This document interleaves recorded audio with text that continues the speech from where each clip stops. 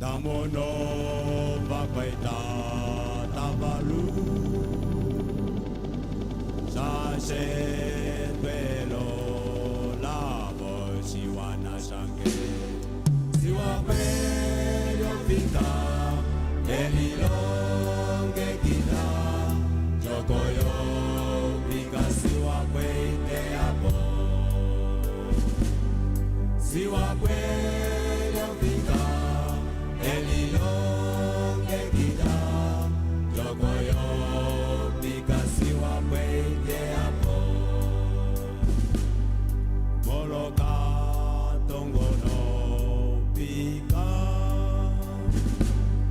Pangelo la posi de la siwana shange Siwa kwete vika elilonge kita Jokoyo vika siwa kwete abo Siwa kwete vika elilonge kita Jokoyo vika siwa kwete abo Sotwa de mwapa Mic test, mic test, mic test. Dear mourners, just a quick announcement that the hall is overflowing, and on behalf of Hilma Nicanor, we would like to request those that do not have seats to move to my left. There is a tent with a similar setup, and there are chairs there. Protocol, would you assist to escort those that do not have seats here so that we can have them accommodated in the other tent? Secondly, with humility, we wish to appeal to those of you who are in the row directly facing my face, that it is meant for the family, and it would be good if the family is adequately accommodated, and therefore those of you in the goodness of your heart, you could also join in the other tent. A request with a bended knee. Thank you very much. Ndilimani, over to you.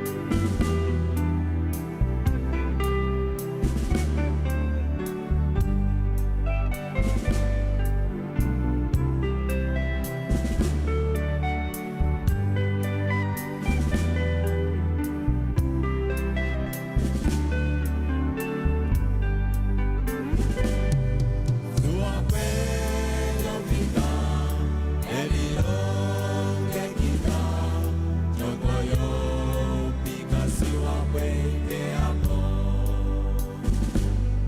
siwa mwenge fika, elilonge kita, jokoyo pika siwa mwenge hapo, damono bagwaita nabalu, sase dwelo labo siwana shange, siwa mwenge fika, elilonge kita, jokoyo pika siwa mwenge hapo, siwa mwenge fika, elilonge kita, jokoyo pika siwa mwenge hapo, moloka tongono pika, Bangelo la positela siwana shange, siwa mwenge fika, elilonge kita, jokoyo pika siwa mwenge hapo, siwa mwenge fika, elilonge kita, jokoyo pika siwa mwenge hapo, sotwa de watwa luluma, kwahikwa no malu seno siwana shange, siwa mwenge fika, elilonge kita, jokoyo pika siwa mwenge hapo, siwa mwenge fika, elilonge kita, jokoyo pika siwa mwenge hapo, sova kwaita bana uyoma, banu vetangalo plana siwana shange, siwa mwenge fika, elilonge kita, jokoyo pika siwa mwenge hapo, siwa mwenge fika, elilonge kita, jokoyo pika siwa mwenge hapo, siwa mwenge fika, elilonge kita, jokoyo pika siwa mwenge hapo, siwa mwenge fika, elilonge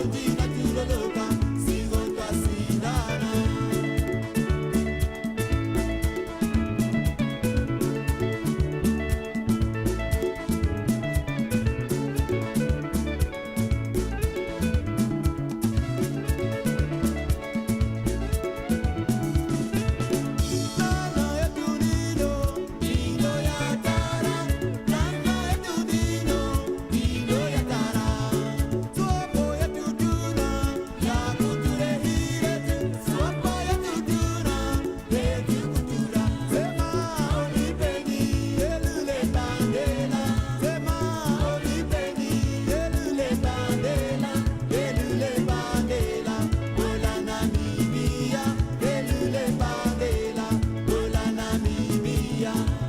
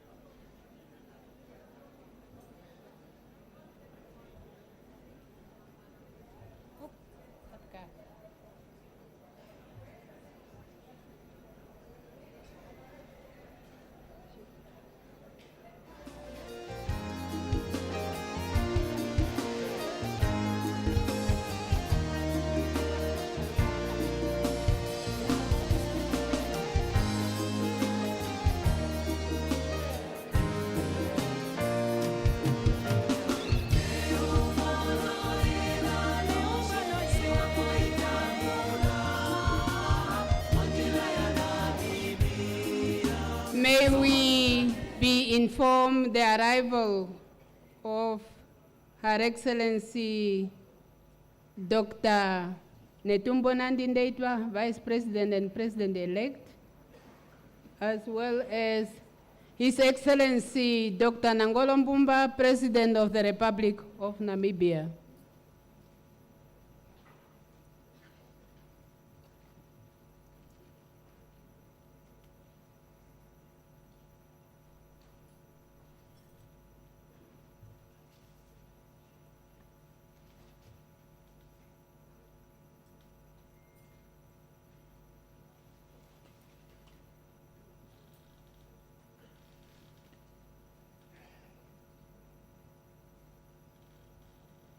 As well as our former First Lady, Madam Menika Gengos.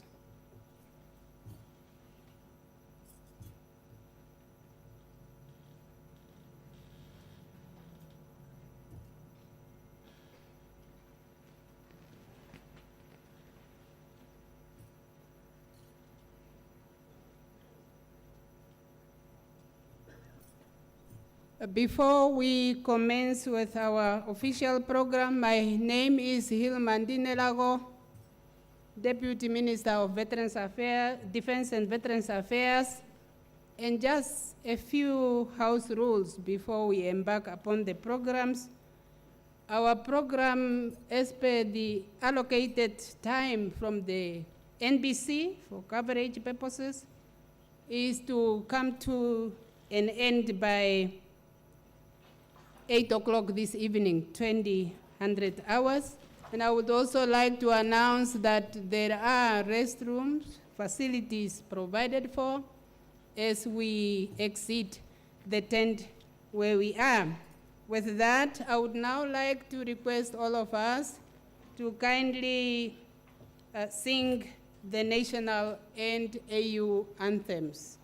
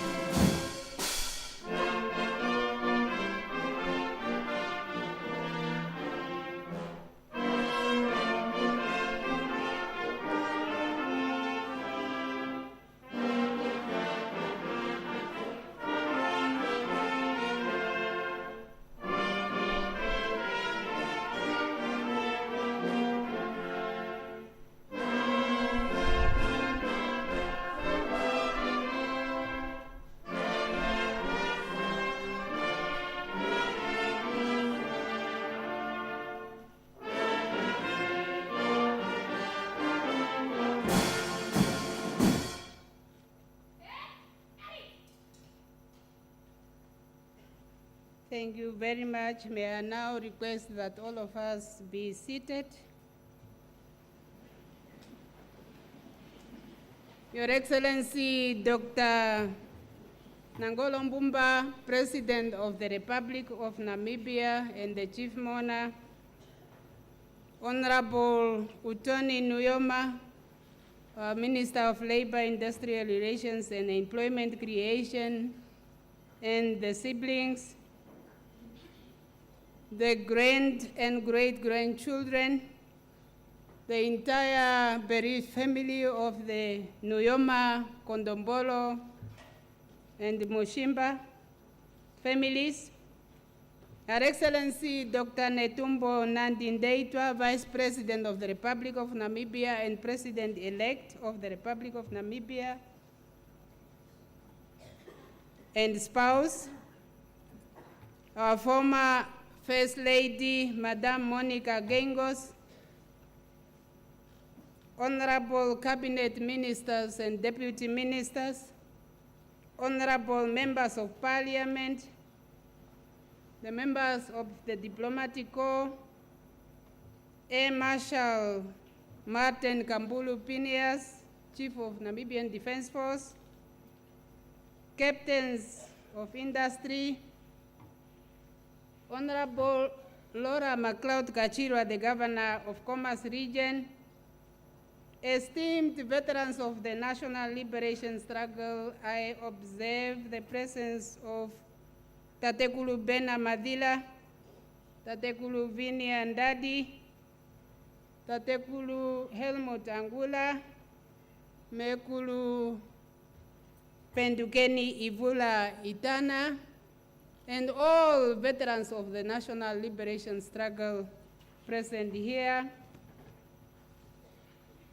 Fellow mourners, ladies and gentlemen, my name is Hilmandine Lago Nicanor, as already alluded to, and I will be the program director at this memorial of our late Dr. Shafiishuna Nujoma, our founding president and founding father of the Namibian nation, leader of the Namibian Revolution, Commander-in-Chief of the People's Liberation Army of Namibia plan. I would like to, at the onset, join you, fellow mourners, the Namibian nation, African continent, and the world at large, to express my profound condolences to our former First Lady Mekulu Kovambo Nujoma, the children, Comrade Utoni Nujoma and your siblings, the grand and great-grandchildren, the entire Nujoma, Kondombolo, and Mushimba families, the veterans of the national liberation struggle, the entire Namibian nation, the African continent, and the world at large for the loss of our iconic and revolutionary leader, His Excellency, Comrade Dr. Shafiishuna Nujoma. May his soul continue to rest in eternal peace. I would then, at this moment, like to call upon Reverend Likius Kamapoha of the Groot Aup Lutheran Church for an opening prayer.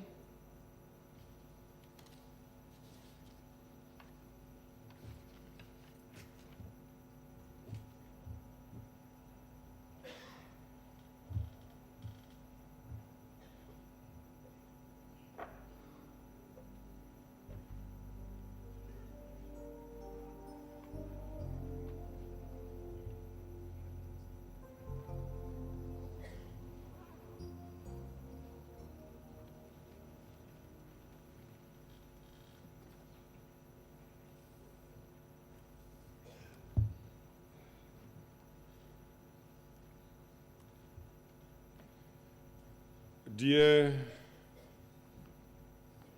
brothers and sisters in Christ, dear His Excellency, our President, Nangolo Mbumba, and Vice President Meme Netumbo.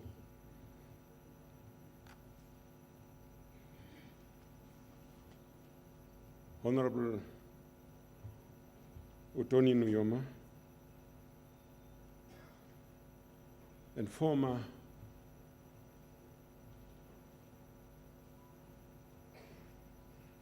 First Lady Monica Kinkos, all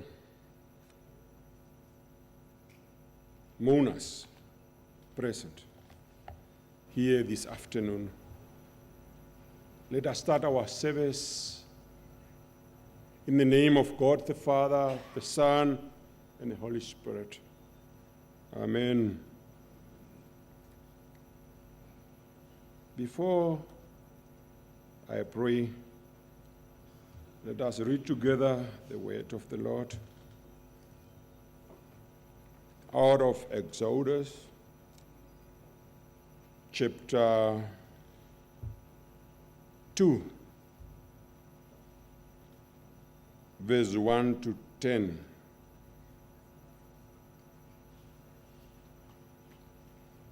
Which I will reflect later in my sermon.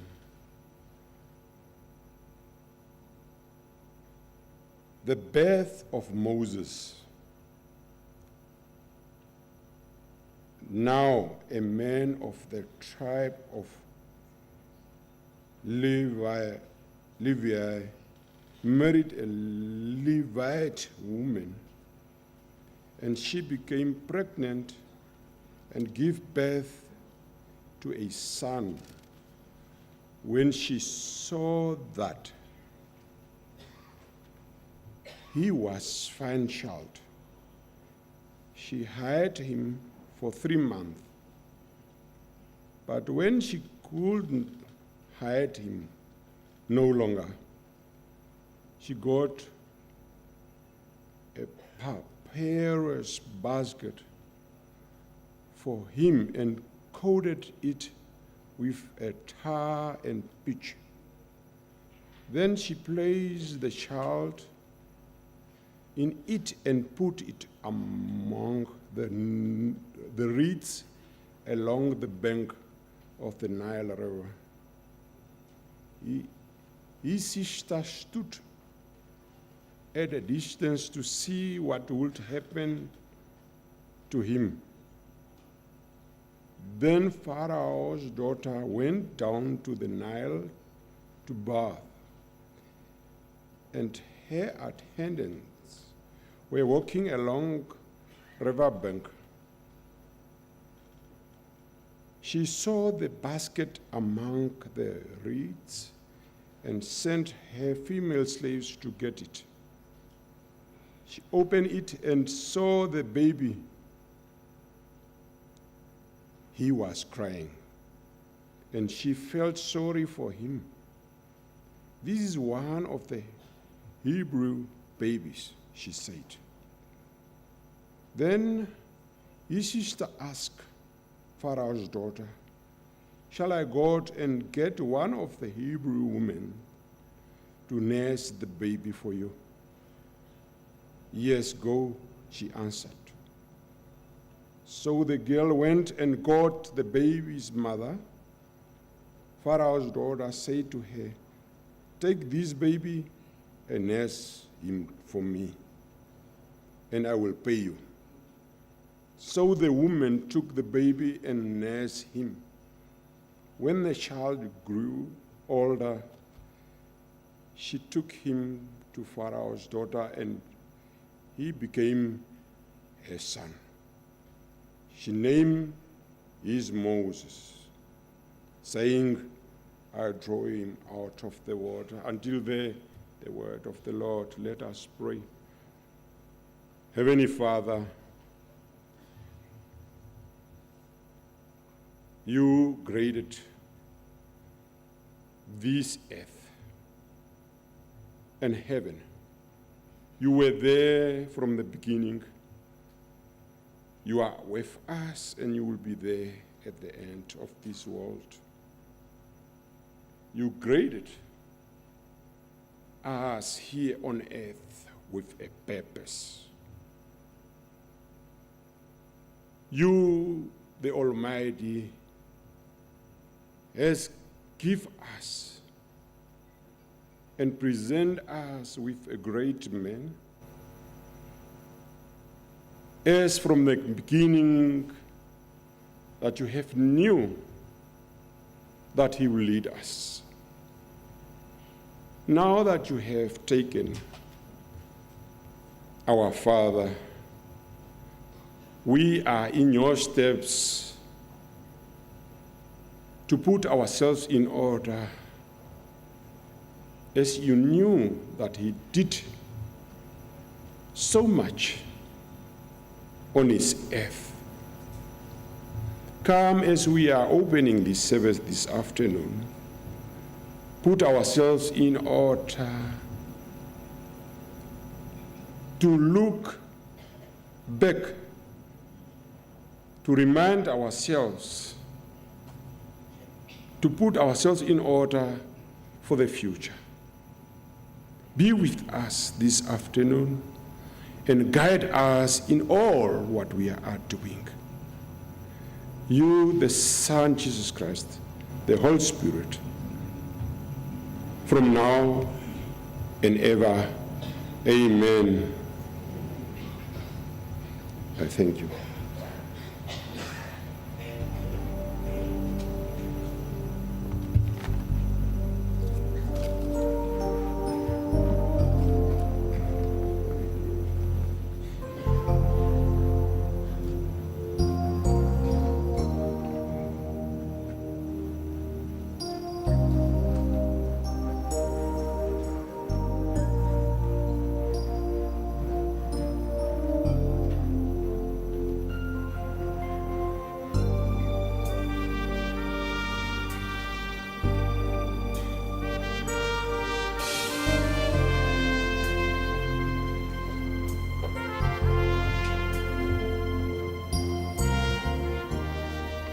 We thank Reverend Kamapoha for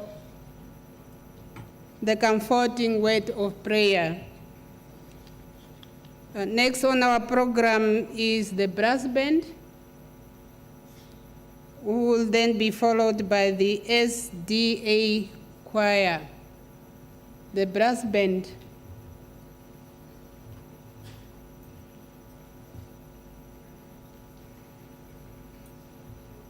Are they ready?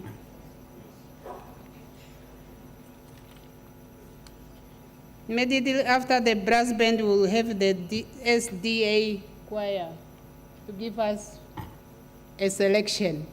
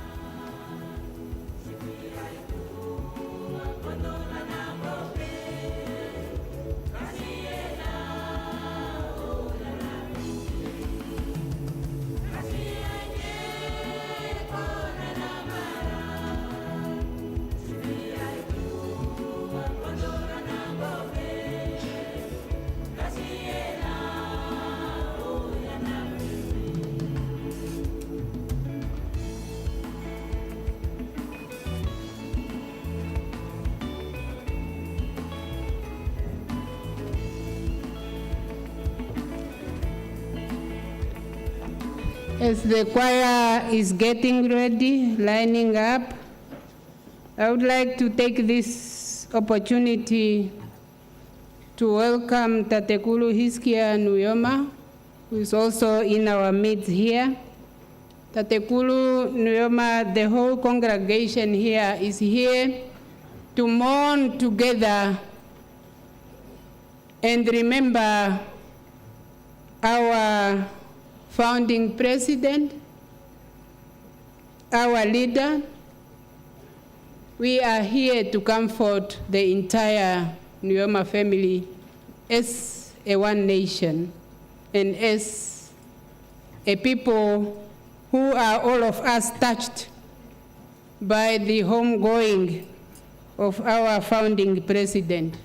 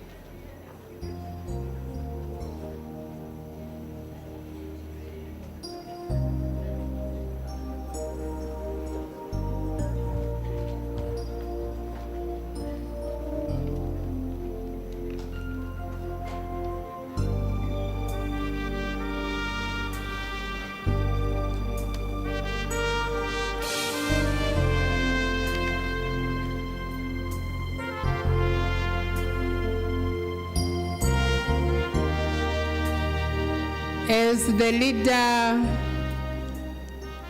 of the Namibian Revolution, His Excellency late Comrade President Shafiishuna Nujoma's legacy extends far beyond the arena of Namibia's liberation struggle that culminated in the genuine freedom and independence of our country.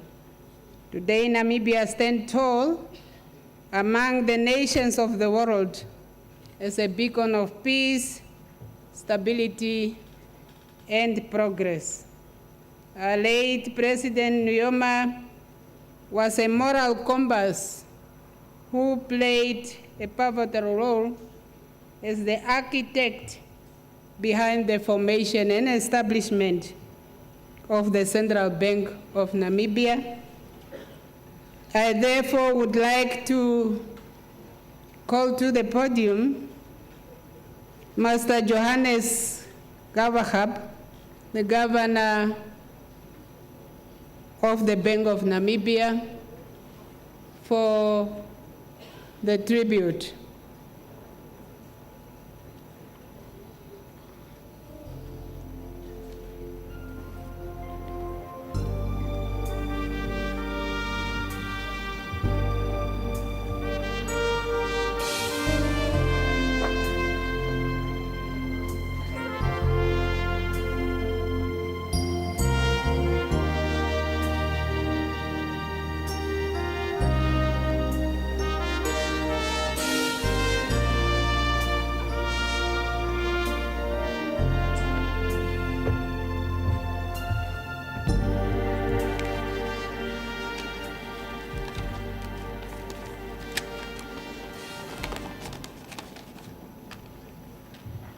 Director of Ceremonies, Your Excellency Dr. Nangolo Mbumba, President of the Republic of Namibia, Your Excellency Dr. Netumbo Nandi-Ndaitwah, Vice President and President-elect, Meme Kovambu Nujoma, the founding First Lady, Honorable Tony Nujoma, and family members, fellow mourners, good evening. Today we gather not only to mourn the passing of a great leader, but also to reflect and celebrate the enduring legacy of our founding father. His contributions to Namibia's independence, to Namibia's governance and economic stability have left a lasting impression on our nation's history. President Nujoma was the architect of the Namibian Revolution. He was a visionary who understood that political freedom was only the first step in securing Namibia's future. He consistently underscored the importance of true independence as being intrinsically linked to economic self-sufficiency, which is underpinned by strong institutions designed to promote sustainable development. In my tribute today, on behalf of everyone at the Bank of Namibia and everyone in the Namibian financial sector, I will reflect on selected moments in our economic trajectory to illustrate our founding president's exceptional qualities and strategic acumen. From the early days of independence, he championed an economic philosophy that balanced stability with progress, ensuring that Namibia was not only free, but was also equipped to build a prosperous future. His leadership laid the foundation for financial resilience, ensuring that key economic institutions were established, fiscal discipline was maintained, and long-term strategies were put in place to sustain growth. The policies he spearheaded created a roadmap for economic independence, one that continues to guide us today. He believed that to grow the economy, we need an independent monetary authority and a stable and sound financial system. Fiscal stability is a condition sine qua non for nation building and economic progress. Early in his administration, the founding father negotiated with South Africa to eliminate the considerable colonial debt. He recognized that this debt could impede efforts towards a stable economic foundation. During this transitional period, Namibia was able to build strong institutions and maintain fiscal prudence. Dr. Nujoma ensured that the country was built very gradually and prudently, almost step by step, safeguarding a strong and sustainable fiscal position. Leadership has the ability to see possibilities long before others and proactively take the necessary actions to prepare for that future that you see. An independent Namibia would require a central bank to serve as the cornerstone of its macroeconomic stability. It would be remiss of me not to mention the instrumental role that the founding president played in establishing Namibia's monetary authority. At the Bank of Namibia, we particularly owe an immense debt to the founding president.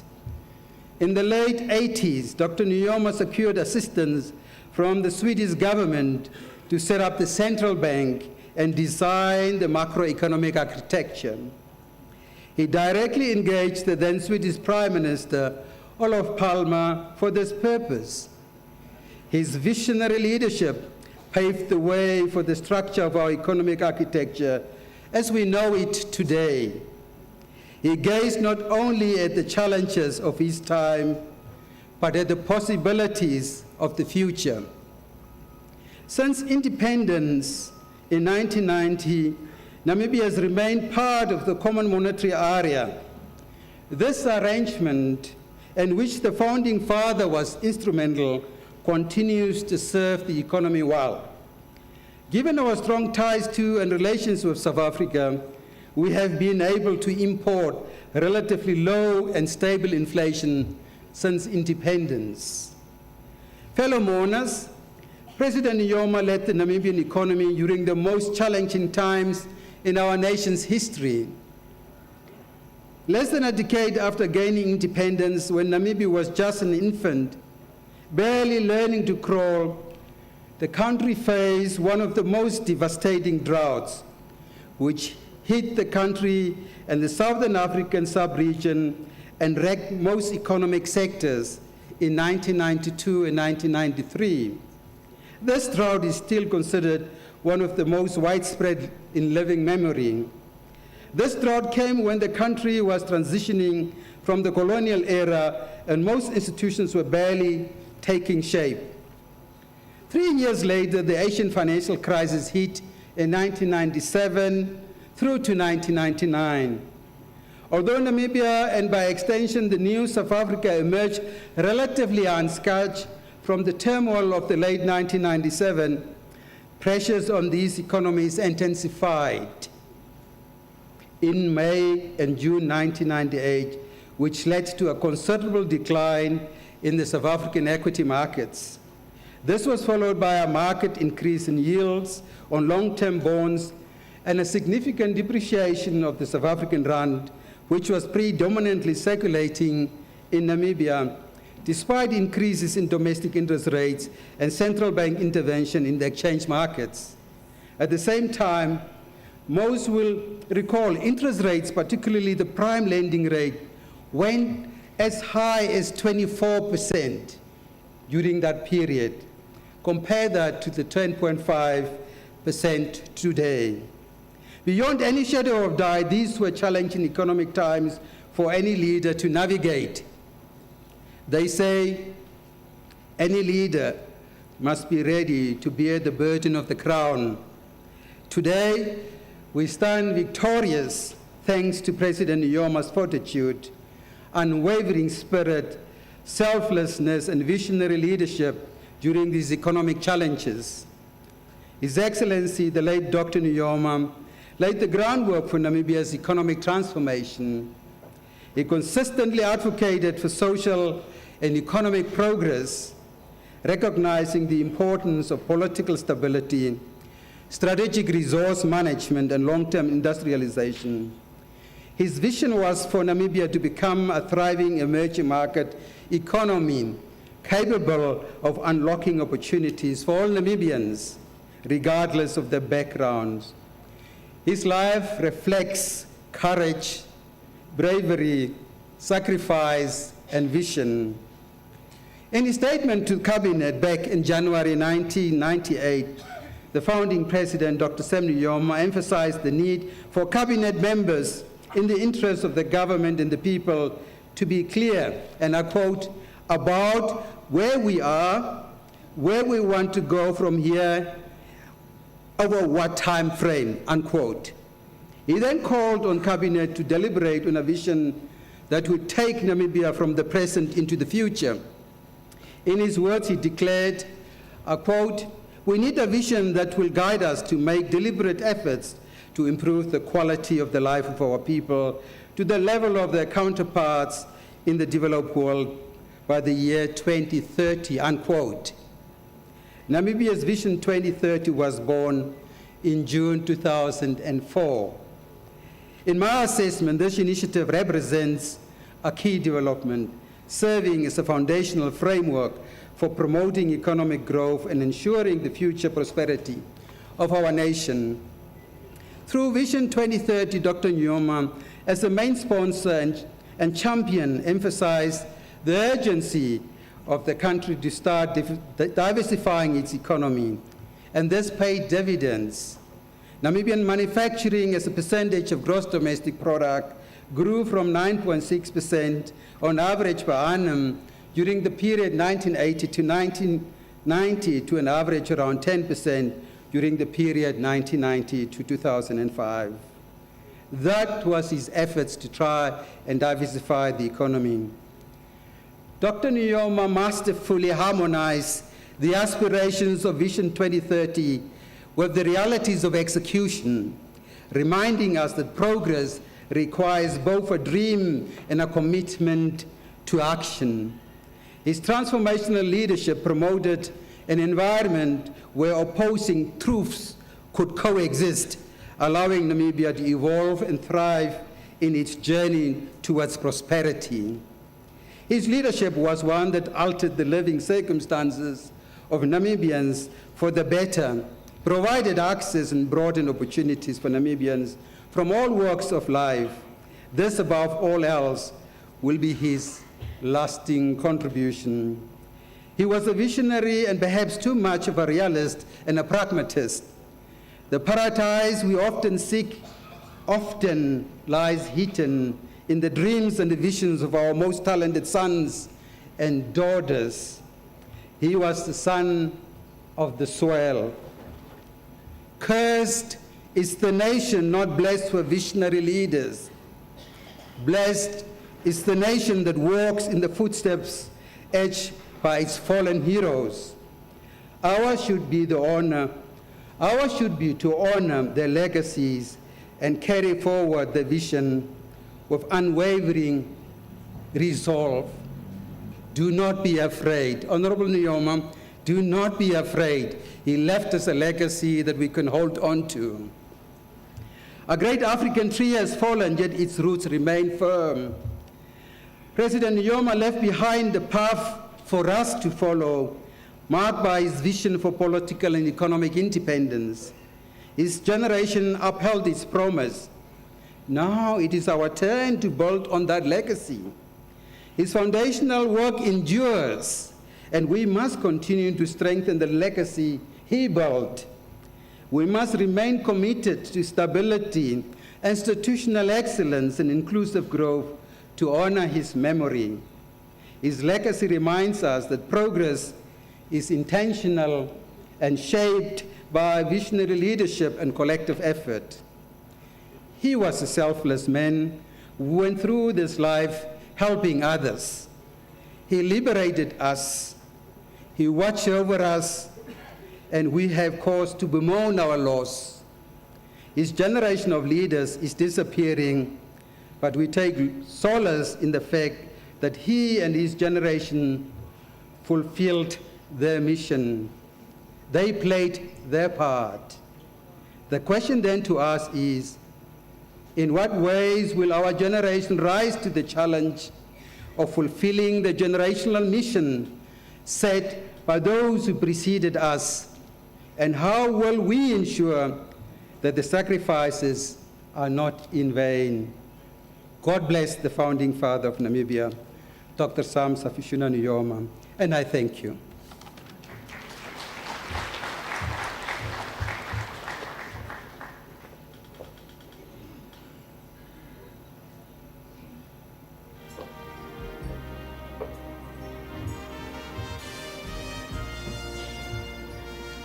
Thank you once more, Comrade Johannes Gawasap, Governor of the Bank of Namibia, for that befitting tribute. Next on our program is Master Cheripo Hiarunguru. Master Cheripo Hiarunguru.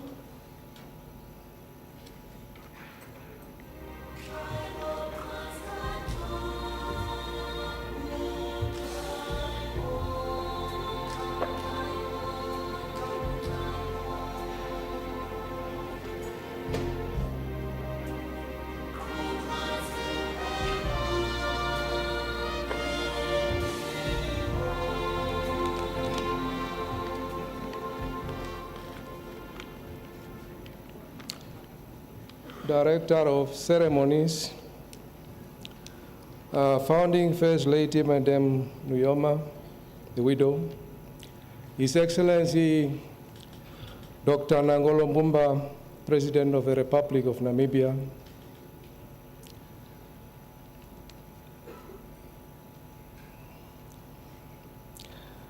Honorable Tony Nujoma, former First Lady, Madam Monica Gaingos, the bereaved families of Kondombolo and Mushimba, fellow mourners. I extend to you all my sincere condolences. I pay homage to the memory of Dr. Sam Nujoma, the founding president of the Republic of Namibia.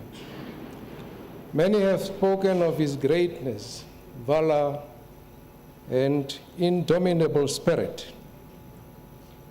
I must add that he was a man imbued with a high level of emotional intelligence. You can have all the education that is talked about, but if you don't have emotional intelligence, you are handicapped. Dr. Sam Nujoma was a historian of note. Every time we met, he will give a crash course on history. It befits to say that in the history of Namibia, there are three other people who come close to him in stature. If one is to draw parallels, now not in specific order, but they are: one, Captain Hendrik Witbooi, who fell in 1905 at Valgras in the war against Germany. Second is Paramount Chief Samuel Maharero, who in 1904 met a certain Adolf Dickmann at a farm Omuserakumba near Okahanja. Now the German settler wanted to arrest the Paramount Chief Samuel Maharero, and a fight broke out.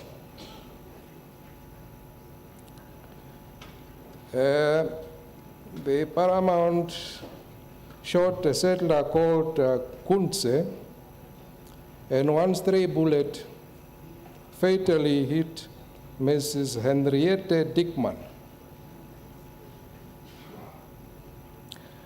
As they were now in close quarters, it was the paramount chief Maharero and Adolf Dickman who remained standing, and the paramount chief grabbed Dickman by the neck, threw him on the ground, and strangled him until he wet himself and expired. The demise of Dickman was used by Germany as an excuse to declare the war of extermination on the Hereros and later on the Namas. Now the third person is Paramount Chief Jose Akutako, who in the battle in 1904 at Odonjahe near Ochivarongo, neutralized 9 German soldiers, with one escaping to tell the story. Chief Jose Akutako was shot twice, one in the cheek and one in the heart, and he survived. That from traditional historic account.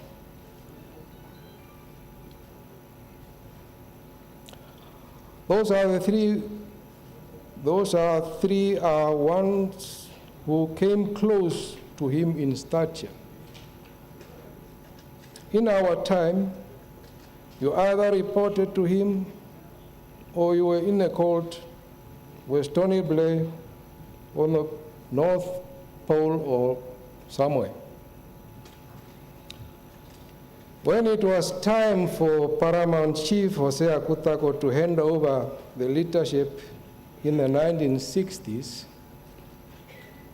he passed on the baton to the late president, founding president, Dr. Sam Nujoma. And he sent him into exile with one objective: to liberate the people from the yoke of colonialism. I was privileged to have worked close to him. At the Agri Bank, we had a reporting line to him and 2 other reporting lines. Now, reporting line to him dealt with the bigger picture. And his message was clear: let our people have access to land. At its peak, the Agri-Bank was empowering 5 farmers on farms on commercial farmland per week on average.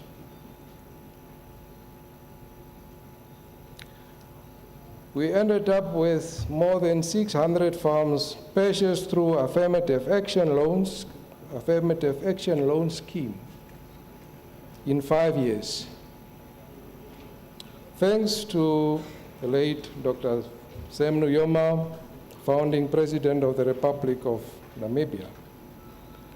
There were cries from smaller parties that the rate at which we were liberating the farmland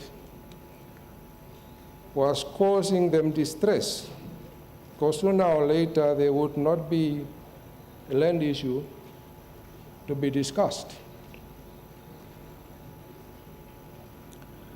Then one day, 22 years ago, His Excellency Dr. Sam Nujoma came up with the idea to empower people in rural areas by putting money in their pockets through what we called Umpundu Private Initiative. Now, that led to the creation of EPCHA Empowerment Group. In the APIA structure, we have among the members 7 traditional leaders. Through the initiatives, millions were added to their wealth. And they are today multimillionaires. Thanks to the late Dr. Sam Nujoma, founding president of the Republic of Namibia. He believed in the emancipation of the people through wealth creation. It is a step in the right direction, though education is now needed to guard against shopping addiction.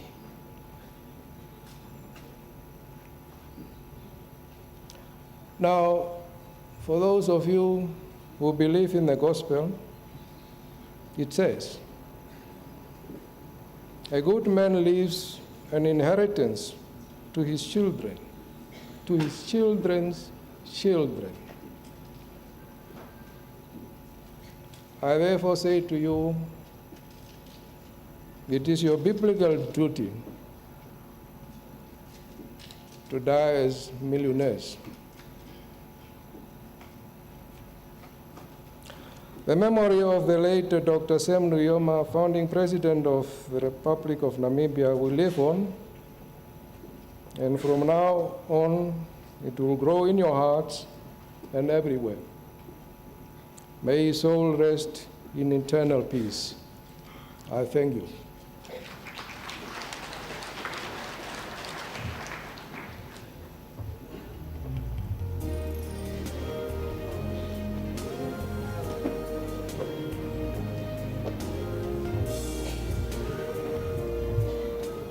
We thank you, Comrade Jeripo, Yarunguru. And as we continue receiving the tributes, at this moment I would like to call upon Ras Shehama to bring us one item. Ras Shehama. Oh yes. To me personally, in short, he was an undisputed revolutionary. Give me the song.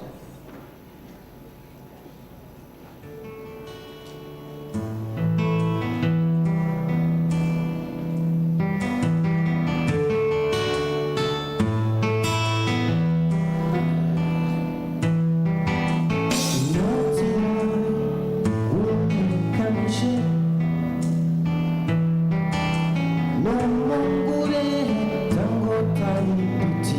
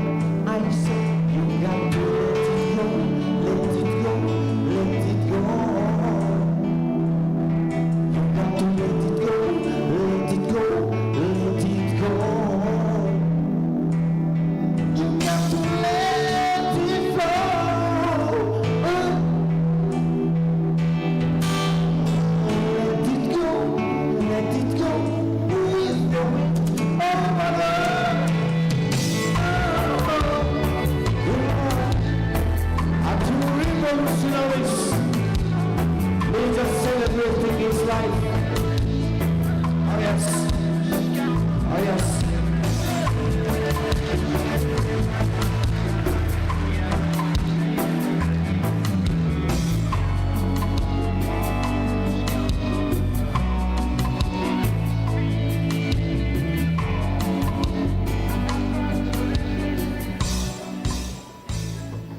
Thank you very much, Rashihama.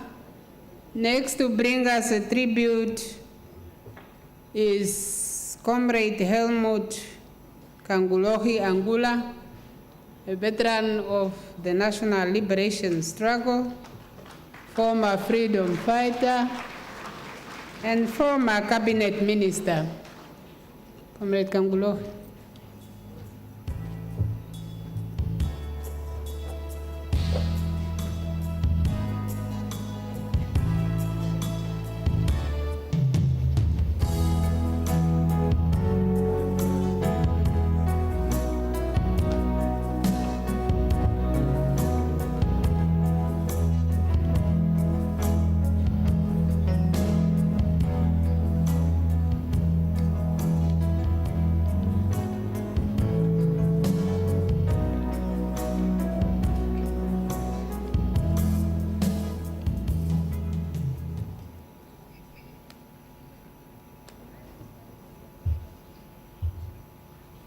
Thank you very much, Comrade Imani Kanor, Director of this session, and Deputy Minister of Defense and Veterans Affairs. I have two statements to read. One, mine, and one from veteran, founder member of SWAPO, Comrade Uncle Helao Landadi, and permanent member of the Central Committee of the SWAPO Party. Those who may not know him, Uncle Daddy, maybe they are new young ones.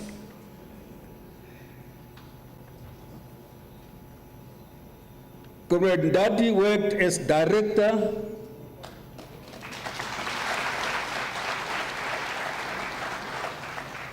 of SWAPO Radio, the voice of Namibia, in exile, which he together and others created to counter the enemy propaganda and to inform the people of Namibia about SWAPO's political and military activities. Now, my name comes first, but I respect my senior, so I must read his statement first.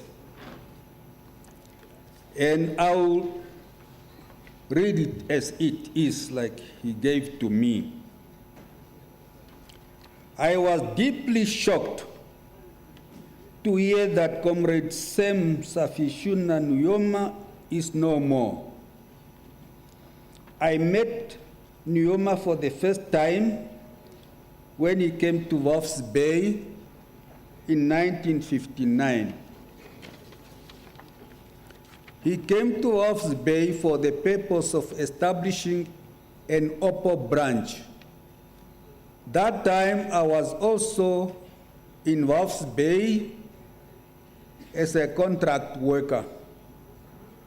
Nujoma came to our male-only compound to specifically inform us about the formation of the Ovamboland People's Organization, OPPO.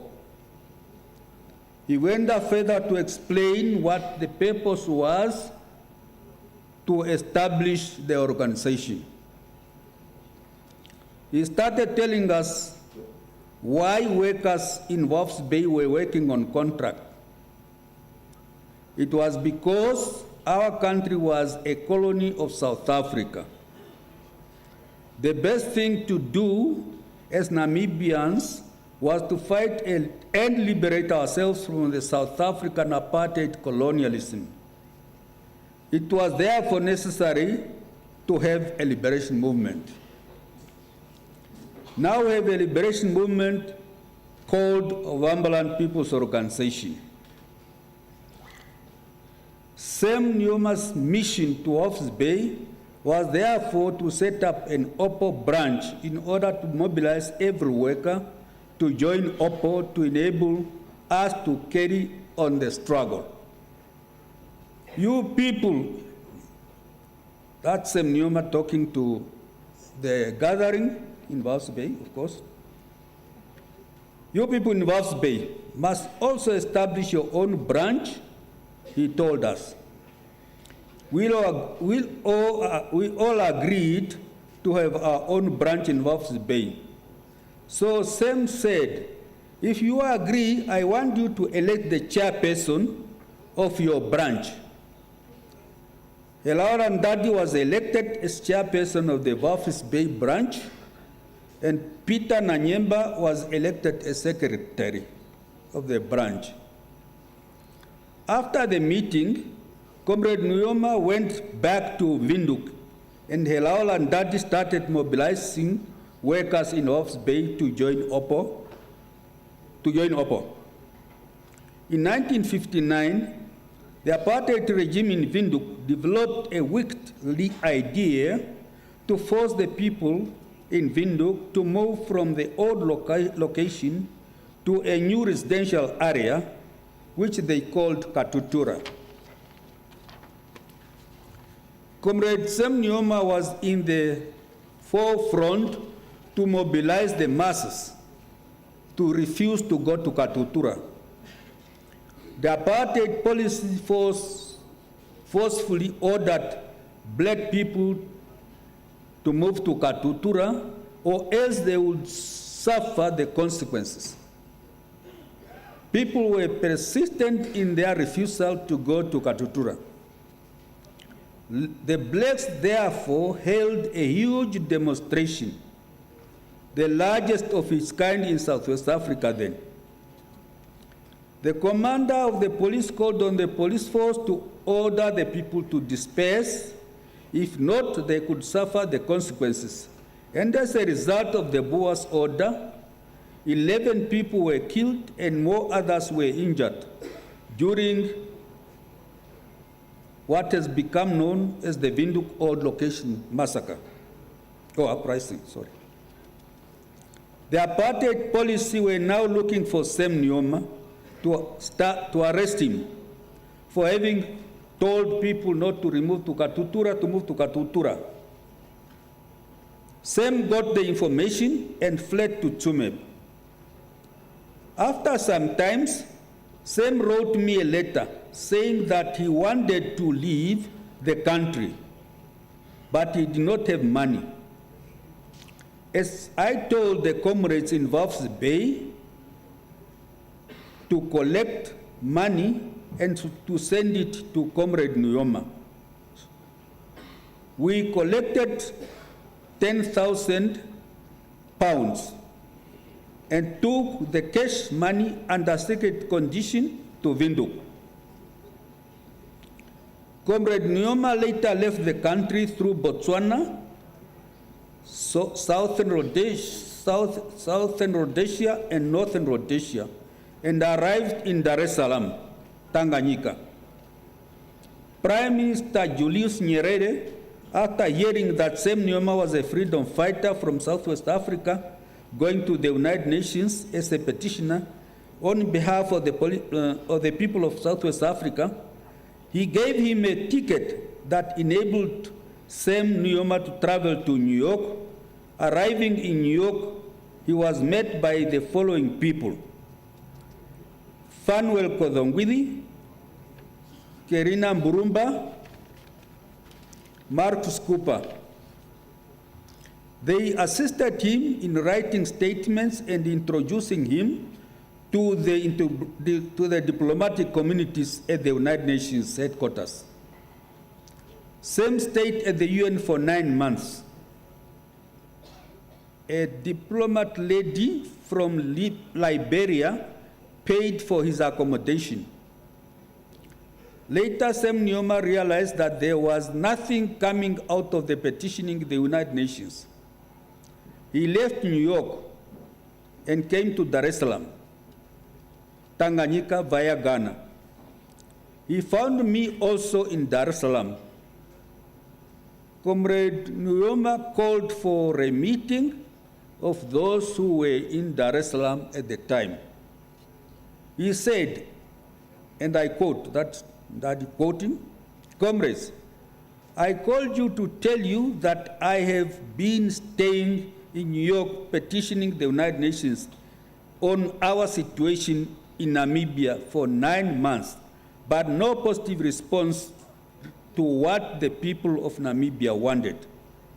Because some countries in Europe had economic interest in South Africa. He said, therefore, comrade, I have come to the conclusion that in order for us to liberate Namibia, we have to take up arms and fight the Boers militarily. We all clapped hands in agreement with what Nujoma said.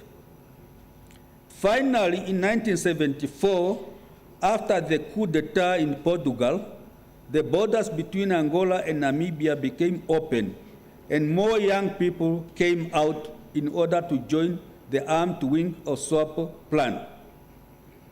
He called on the young people to come and join plan and get military training.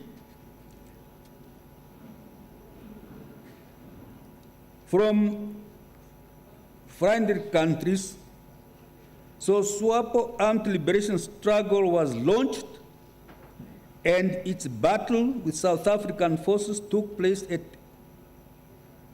Ngulumbashe, northern Namibia, on 26th of August, 1966.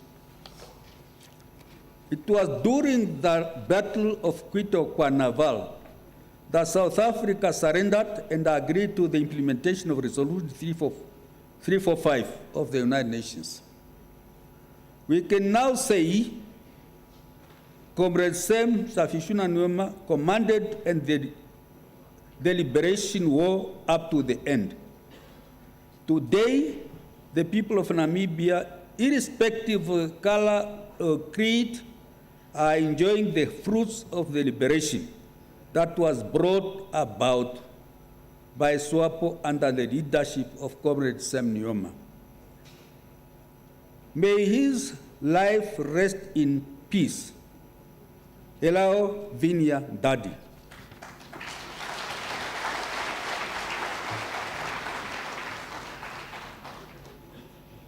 So that was Uncle Daddy's statement.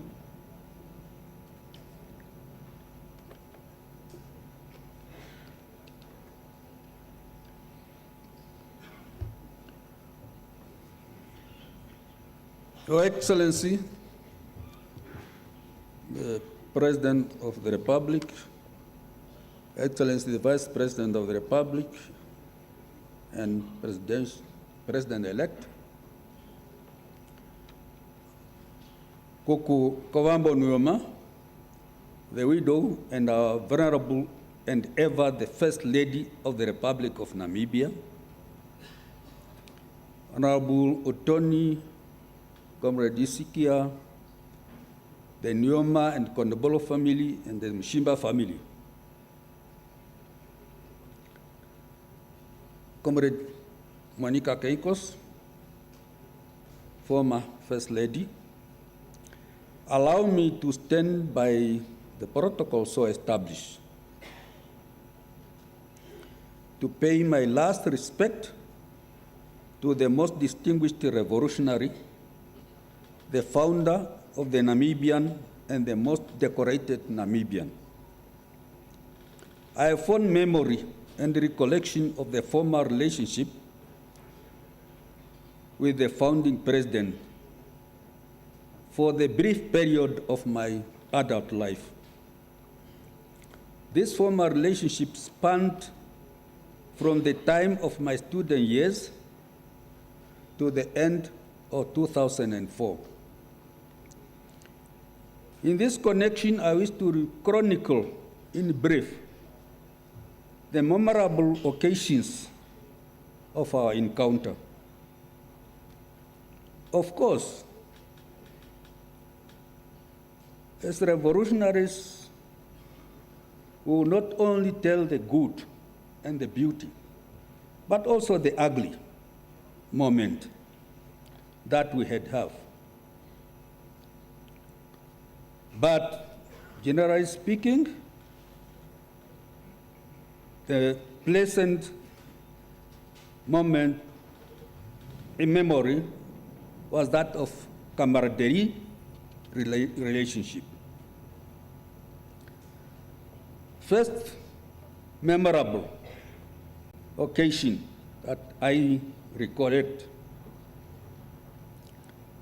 I accompanied the president of SWAPO to the first highest summit between Fidel Castro of the Cuban Revolution.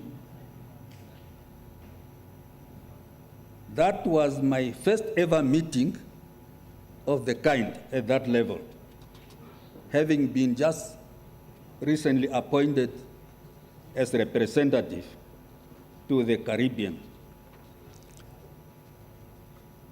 The meeting took place in Latin America. The meeting took place in Luanda, the capital of the Republic of Angola.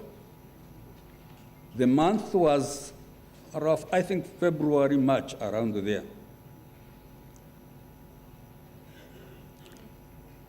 I stayed in Angola up to the month of September, against our expectation. Stayed at the Northern Front 4 months, and Luanda 2 months, waiting to be invited. Understanding of the freedom fighters is that just because I was appointed, I could go anytime. But in diplomatic service, that's not the case. So you have to send the names. The same will be studied by the receiving country. And then, of course, in our case, then the receiving country was actually the one also financing us. There was no accommodation. It has to be prepared.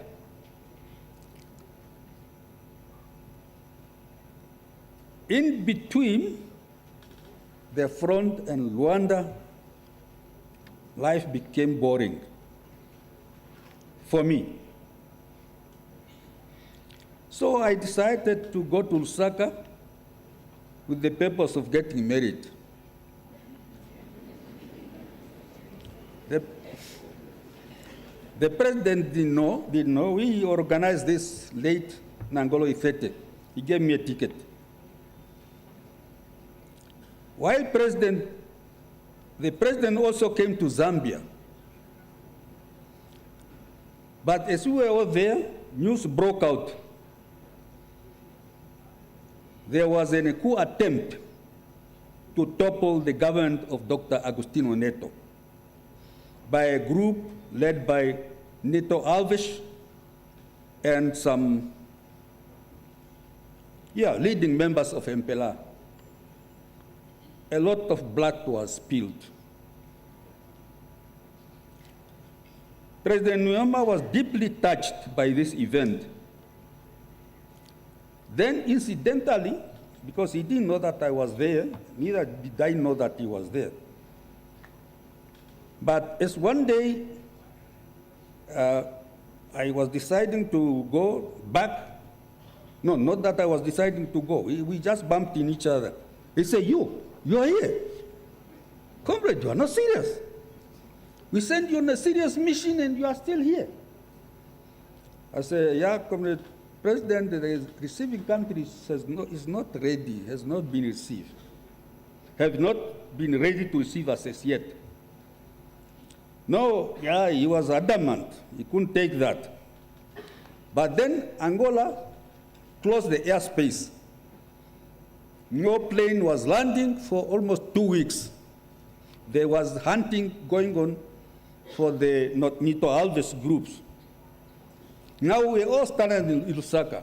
He was also trying to fly out. But as we meet in Lusaka, you are still here. I say, yes, comrade, I'm here. You are here too. The airspace is closed. There's no way to drive to Rwanda. So that was a moment where I can say it was not a very nice one. Back home in an independent Namibia,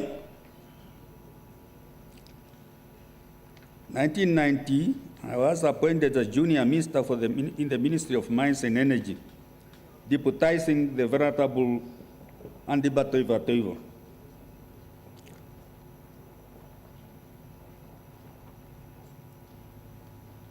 Andiba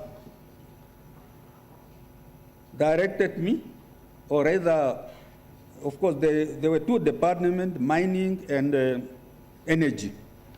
So I was charged with the energy department. Comrade Nujoma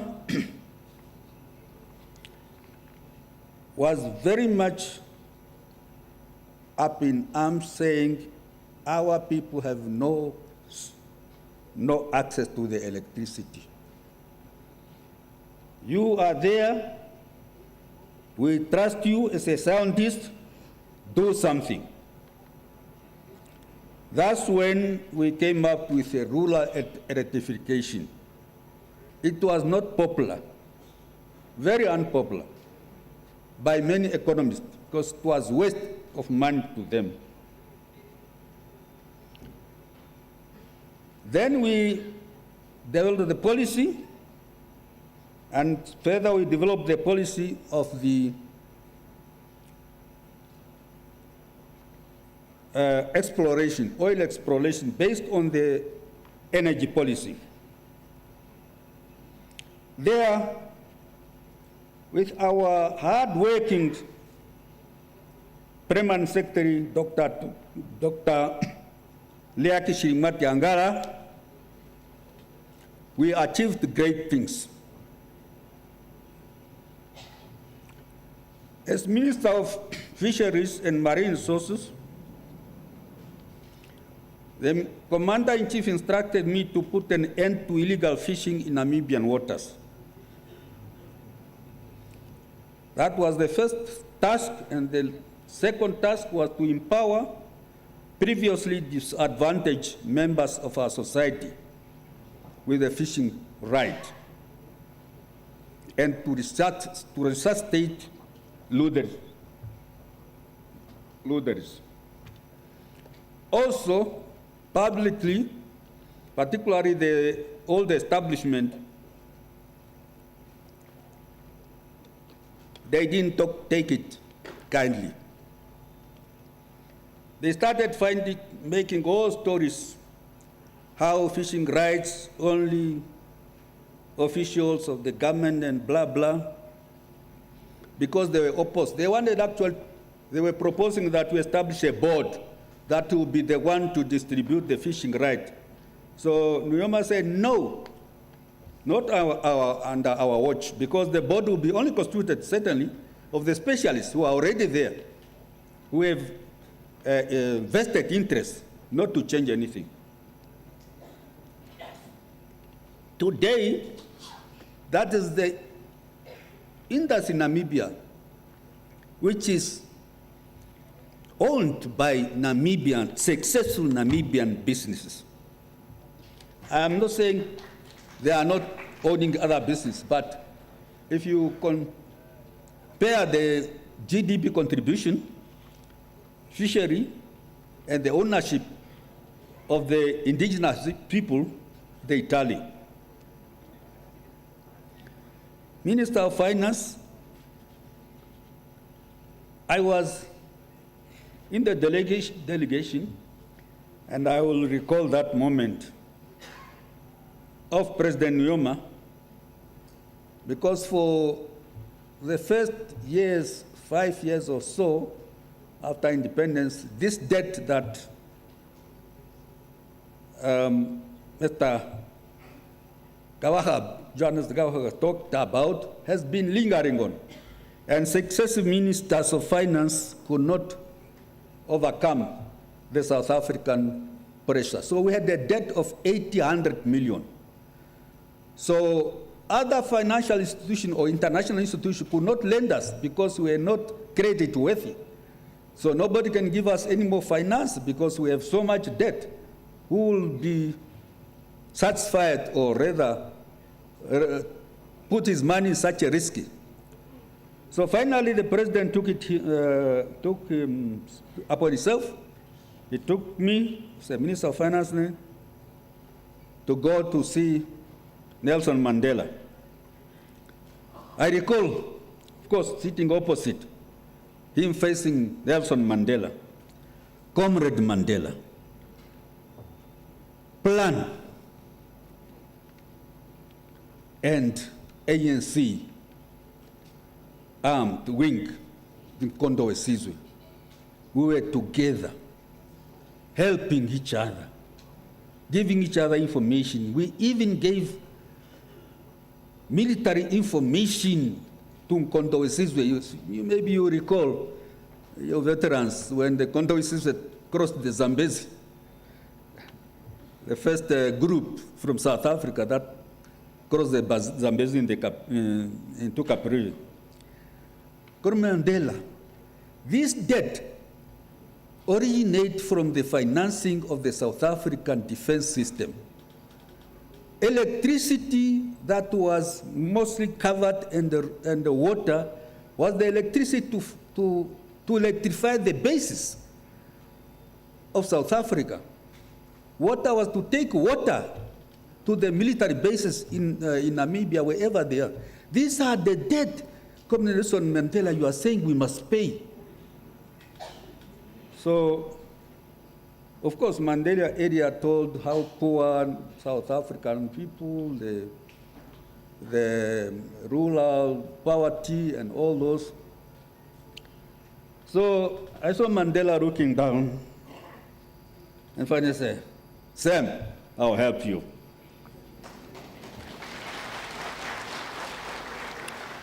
So we must remember him as a tough negotiator. And for which you, young generation, you must learn to negotiate. If you lose today, don't take it that as lose. You will continue negotiating. This thing of negotiating one and give away all the things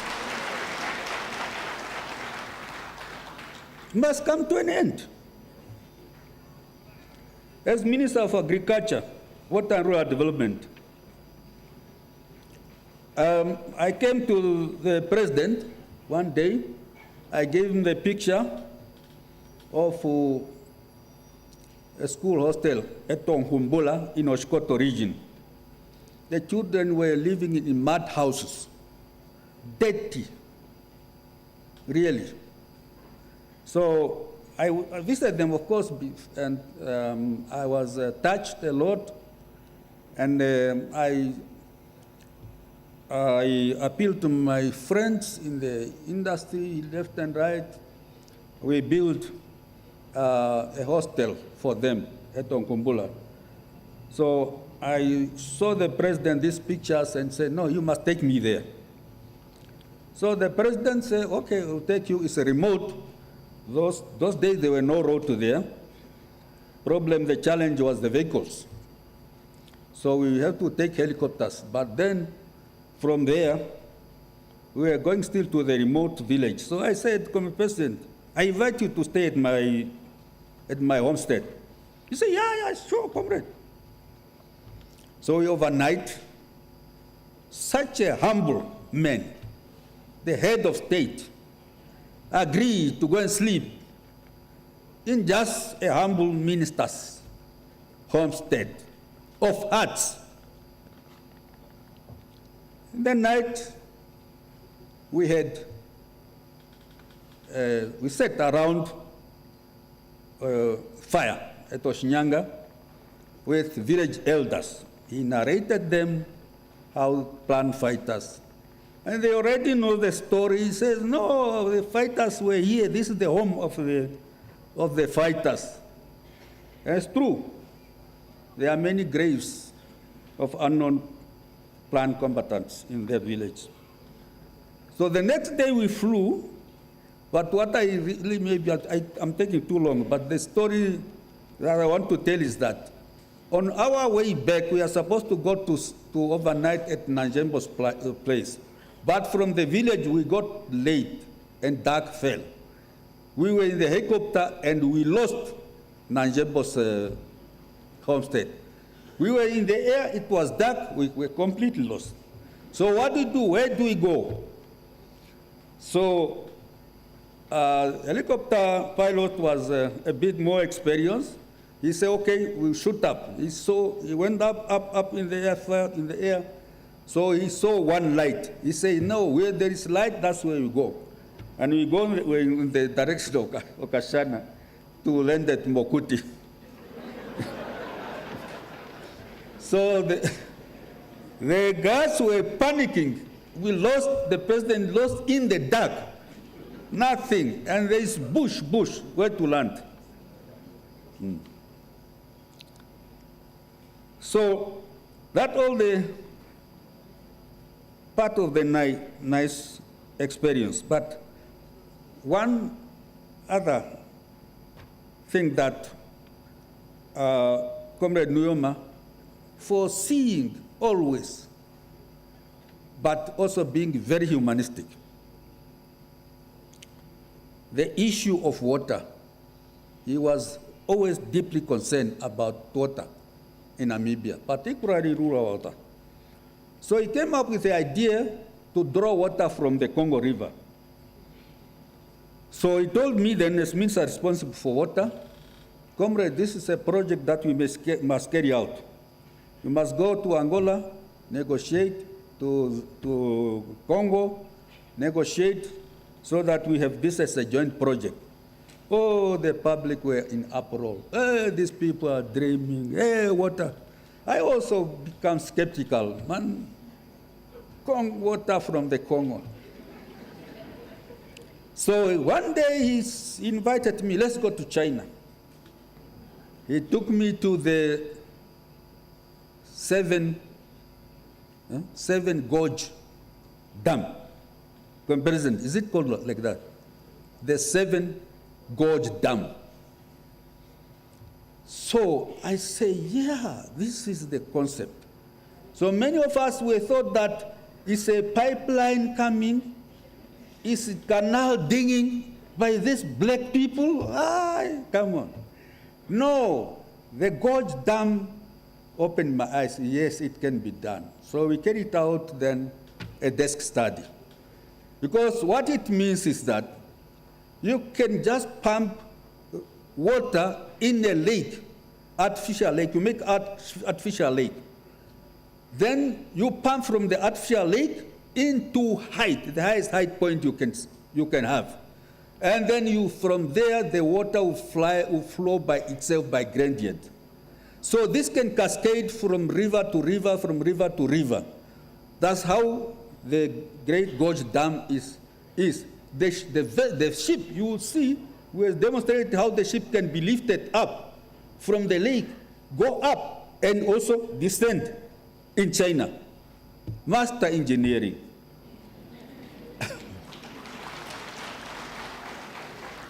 So, Comrade Tumbo, water from the Congo is not dead as others want to ask me to believe. You must just pursue it. It's feasible. It's feasible.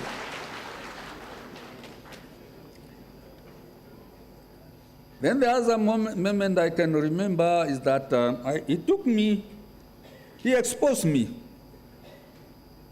but in good, but also bad, as far as my colleagues are concerned who were in the cabinet. He took me to Angola and said,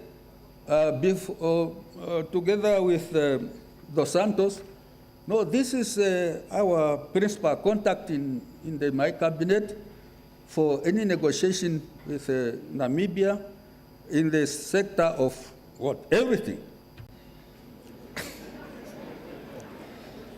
So we agreed to bilateral project, set up a meat depot in Sumbe, Port Tambui. We agreed to telecom joint venture.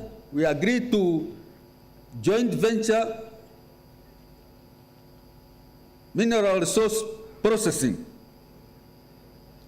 Oh, it was war. People were angry. This guy is very rude. How can he try to interfere in others' portfolios and all these things? So most of this, unfortunately, flopped. I will recall one day, we opened that factory in Maruru. It was the biggest in Southern Africa, the marble cutting and processing, the biggest. It was a joint venture between Angola and Namibia. But the bureaucratic process, they sabotaged it properly. To this day, the factory closed, 60 workers were destroyed, were retrenched, machinery were auctioned for a penny. It was sad. That was Nujoma's initiative. That was going to be the part of the first industrialization. How was it sabotaged? Financial were cut, tender were cut, no tender.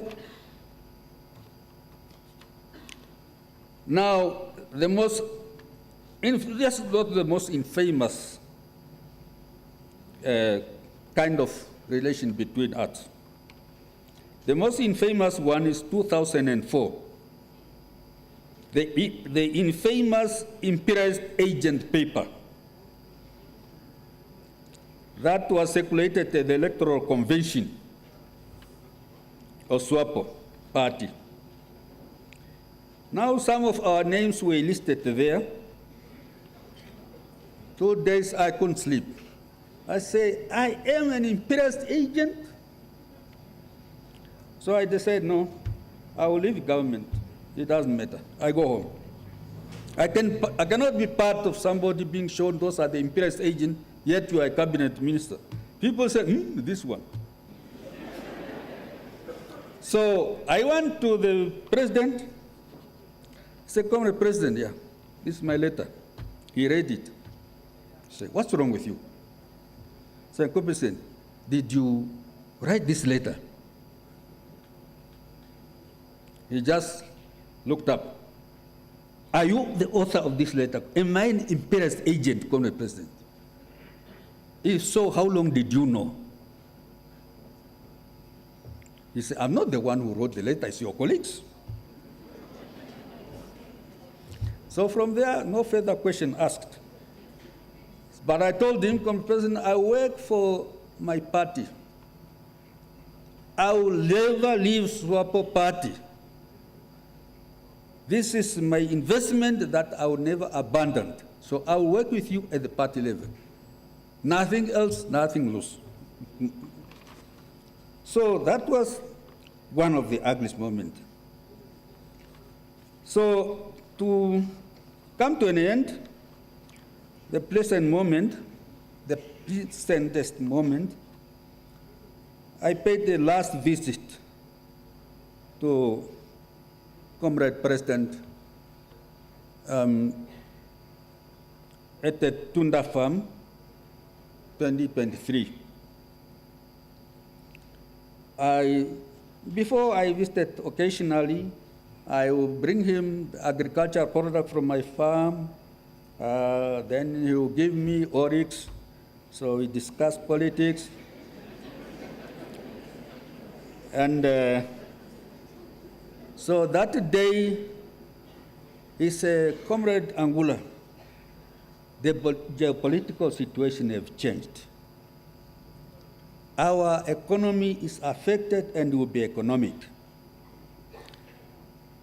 We talked a lot of the old, good, golden days, the days of the Gorbachevs, the days of NATOs, the days of the Fidels and others.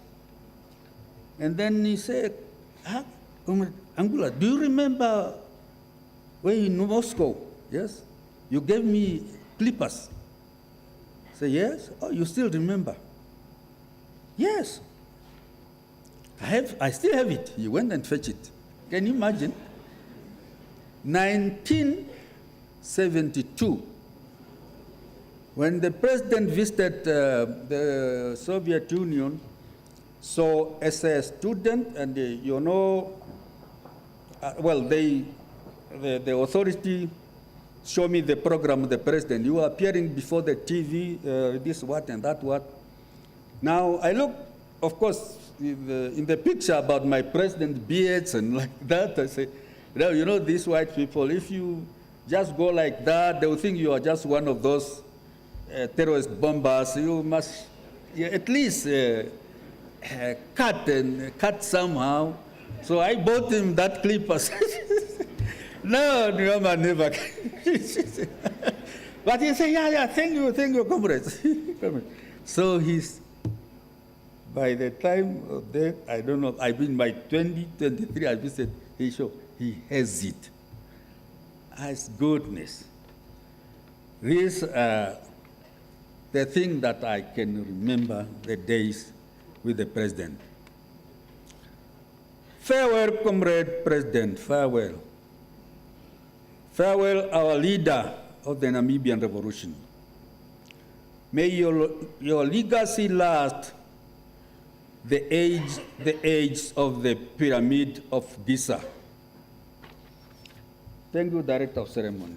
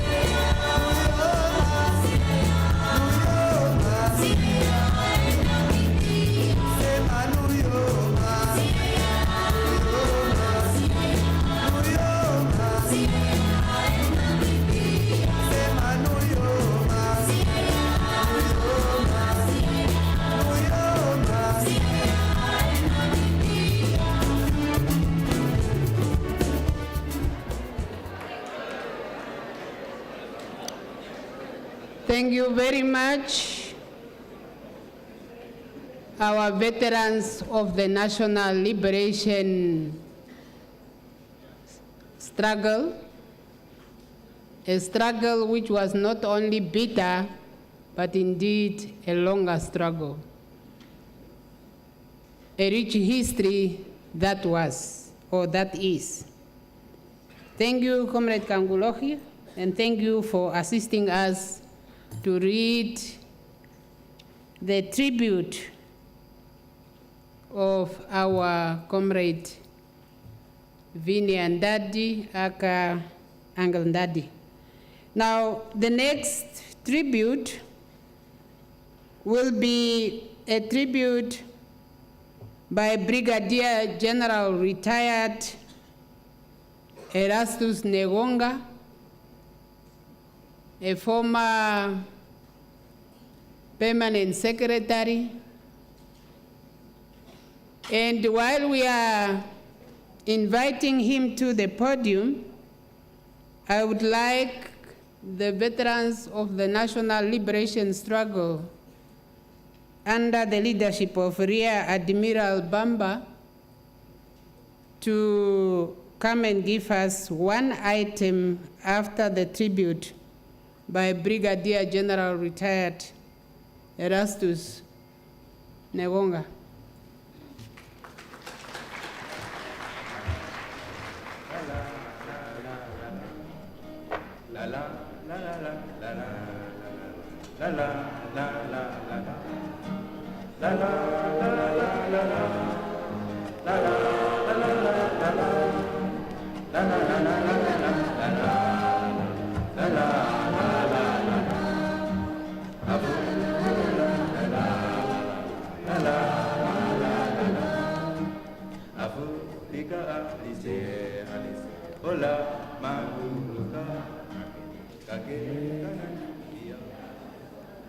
Your Excellency, Dr. Nangolo Mbumba, the President of the Republic of Namibia, Your Excellency, Dr. Netumbo Nandi-Ndaitwah, Vice President of the Republic of Namibia, dear mourners, I would like to recognize Tatekuru, Hiskia Nujoma, and the Witoni Nujoma, and the beloved family. I would like also to acknowledge and recognize the protocol which have been set up. And I'm saying good evening, fellow mourners. My name is Comrade Erastus Newonga, and I have taken note that by our Deputy Minister of Veteran Affairs that from now on, I'm Comrade Brigadier Erastus Newonga.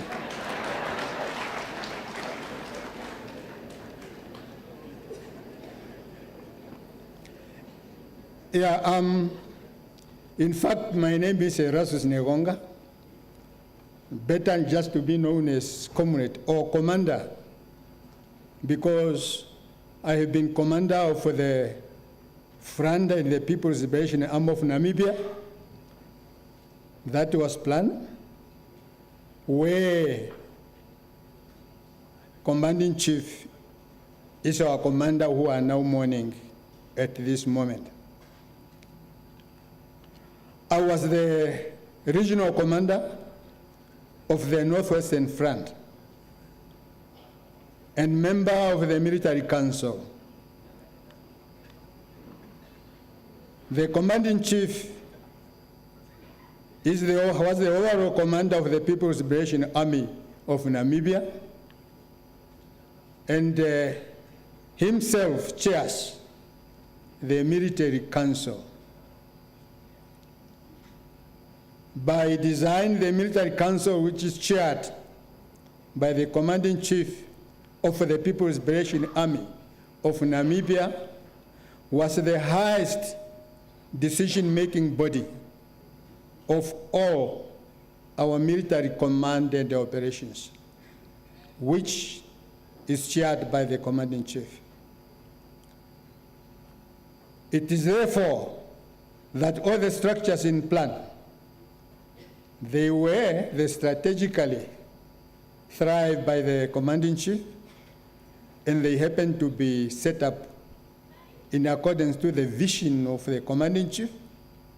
And the vision was based on the character of the enemy we had. That was the South Africa Defense Force.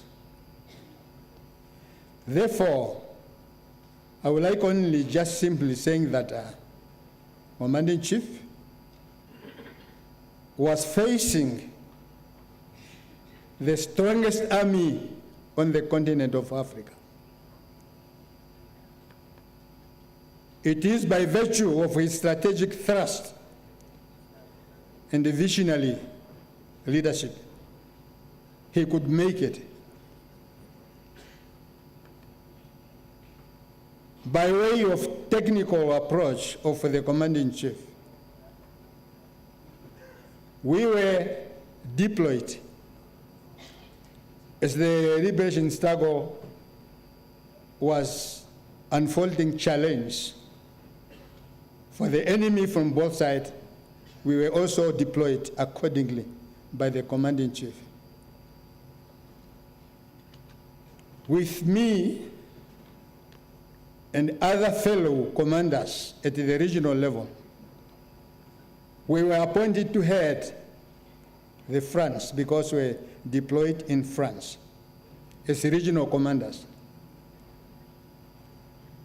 And the wisdom of commanding chief made it that the regional commander in any army is the backbone of the war.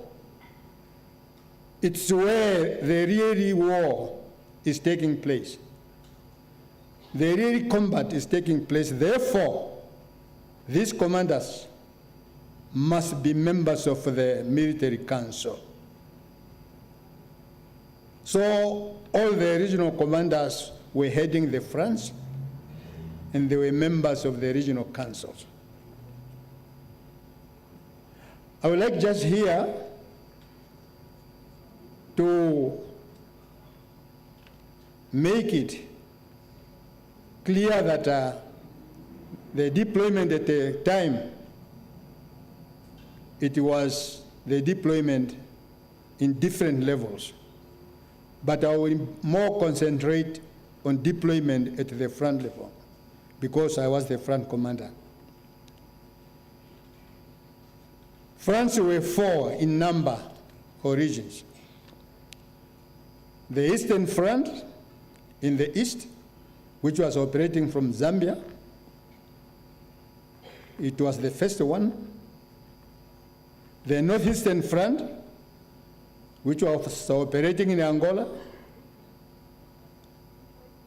The commander of the Eastern Front at the time, at the beginning there was Amira Washarali, commander. And for the Northeastern Front, it was Commander Bungaga and Dakolo. Then the Northwestern Front, which was commanded by Tashia, Vilipat Tashia Nakada.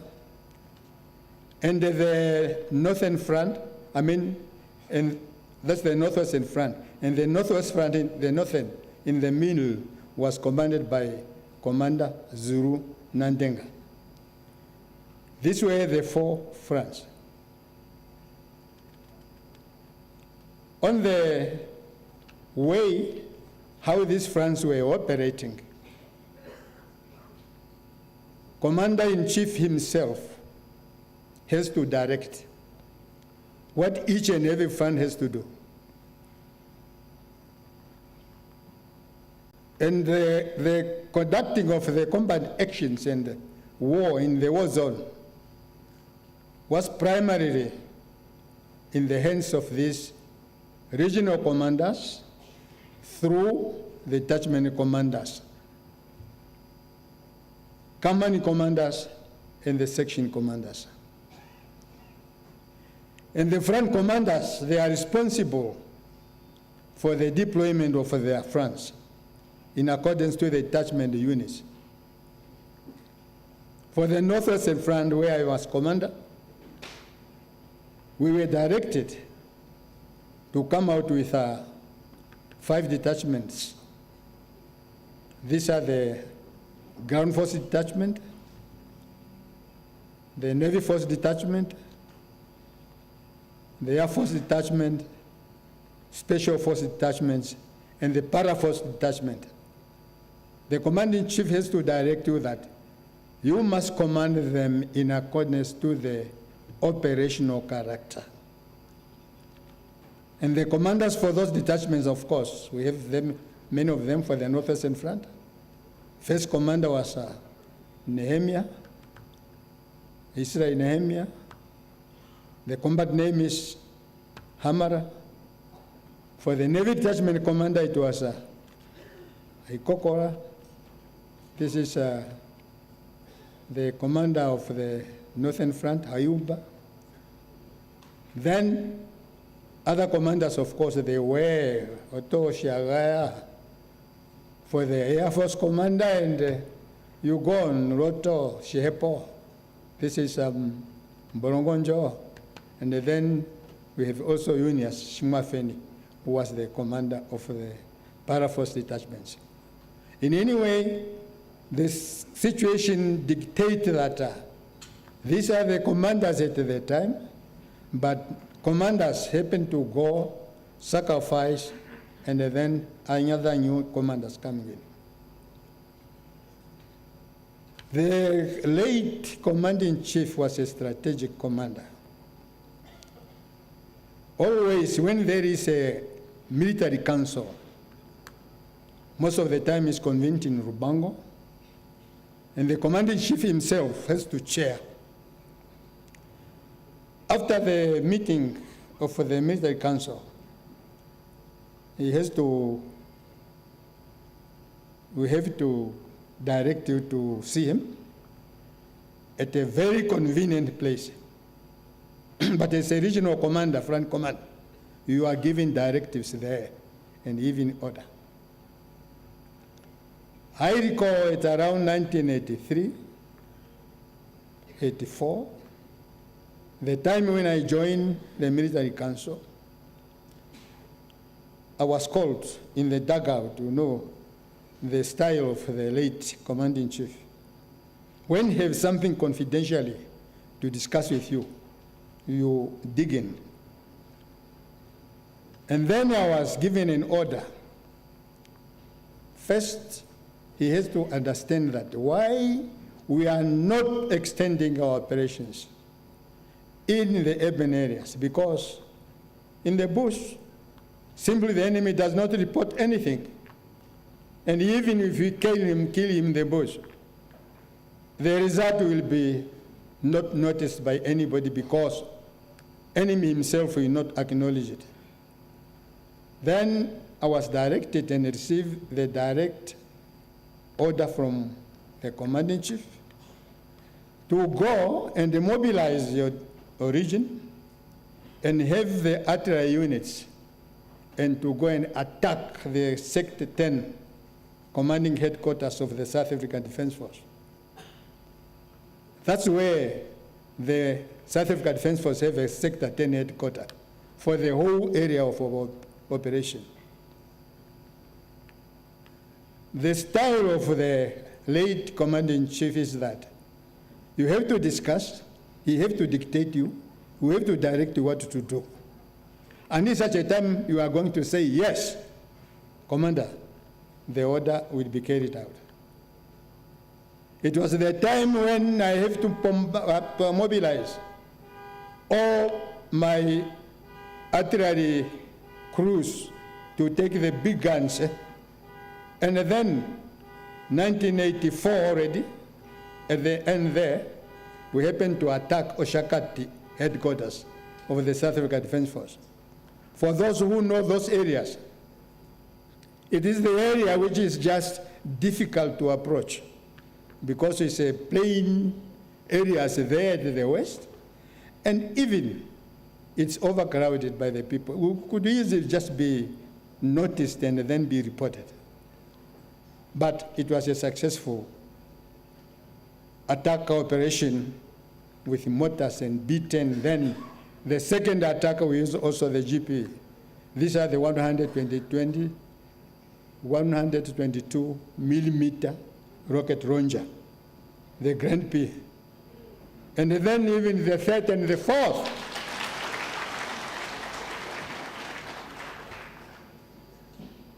My commanders from the artillery unit and the reconnaissance unit, we happened to attack Oshakati garrison, where all those operations coming in, helicopters, Caspars, Buffaloes. Then we attacked Oshakati up to 6 times before the mobilization. In all those battles, we have never lost any civilian casualty. From the part of the combatants of plan, of course, always, where there is war, there are also casualties. We had some, but not very, very, very abnormal casualty. From the Buan side, they have suffered casualty. We have received. At the time, commander of that garrison of the headquarters was Brigadier Chris Fontaine.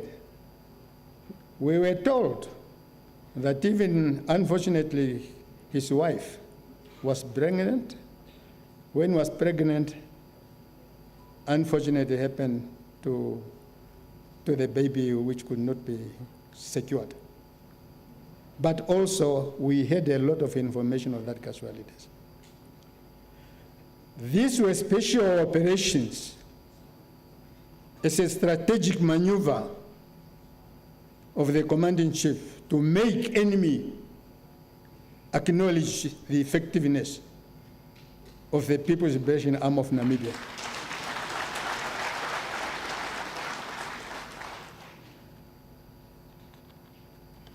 The operations throughout have been quite heavy, with heavy losses also. But the legacy of the commanding chief, what we have noticed during the operations is that he never showed a sort of discomfort. But most of the time, he is motivating all the combatants of the People's Liberation Army of Namibia. And wherever he is, he tried by his level best to see them and talk to them. During the passing of the military trainings, at that time, the most producing combatants training is the Topias Ahinyeko Training Center. In every training, conclusion or graduation, Dr. Shafiishuna Nujoma is there. He's not only there to observe, he is there to address them. That was the moral factor of the combatants of the People's Liberation Army of Namibia. And each combatant, all veterans, as you see them here, each of one have seen physically the commanding chief of the People's Liberation Army of Namibia. And even each and every one, by passing the parade, was given the instruction and the mission and how they are going to operate, just there at the parade. Therefore, it was more easier for commanders or subunit commanders to command the combatants of the People's Liberation Army of Namibia who have already been directed by the commanding chief. After we have graduated, is themselves to put in practice. I should also say that the commanding chief, the legacy which was admiring me, is that even during the operations in combat, Dr. Shafiishuna Nujoma had no preference. He was very, very selfless. He had family in the formation of the People's Liberation Army of Namibia. I knew his brother, Eliaka Natuke Nujoma. He was just operating during that time of 1976 with us. He was in the platoon of General Shali. And then he died in combat. I also recall that in one operation, which we call Kandende operation, which was headed by Martin Nashandi, and it was with me, Comrade Utoni Nujoma, and other combats. We had an operation and a combat action inside Namibia. That was in 1977. It was in Oshikoto, at Onathinge, near in the constituency of Onaena, inside Namibia. We came a long way and through the Boas, but we are just with Utoni Nujoma. And we commanders knew that this is a son of our commanding chief. At one time we thought, if anything happened, are we going to be asked? Apparently not, because at the time, Nujoma was not visiting the operational area, as others used to do it occasionally. He was the regional or detachment chief military medical officer. And then, when we go back, we were followed in the hot pursuit by the enemy. And then we happened to go through and, of course, return fire when we happen to have some engagement. Comrade Nujoma has been a trained and deployed combatant of People Liberation of Namibia, that's Utoni. Some used to have a doubt. And even Saki Nujoma is also trained. You ask yourself, how does it come that some Shafiishuna Nujoma treat his family the way he's treating the commons in the People's Liberation of Namibia? That's the interpretation of selfless leader.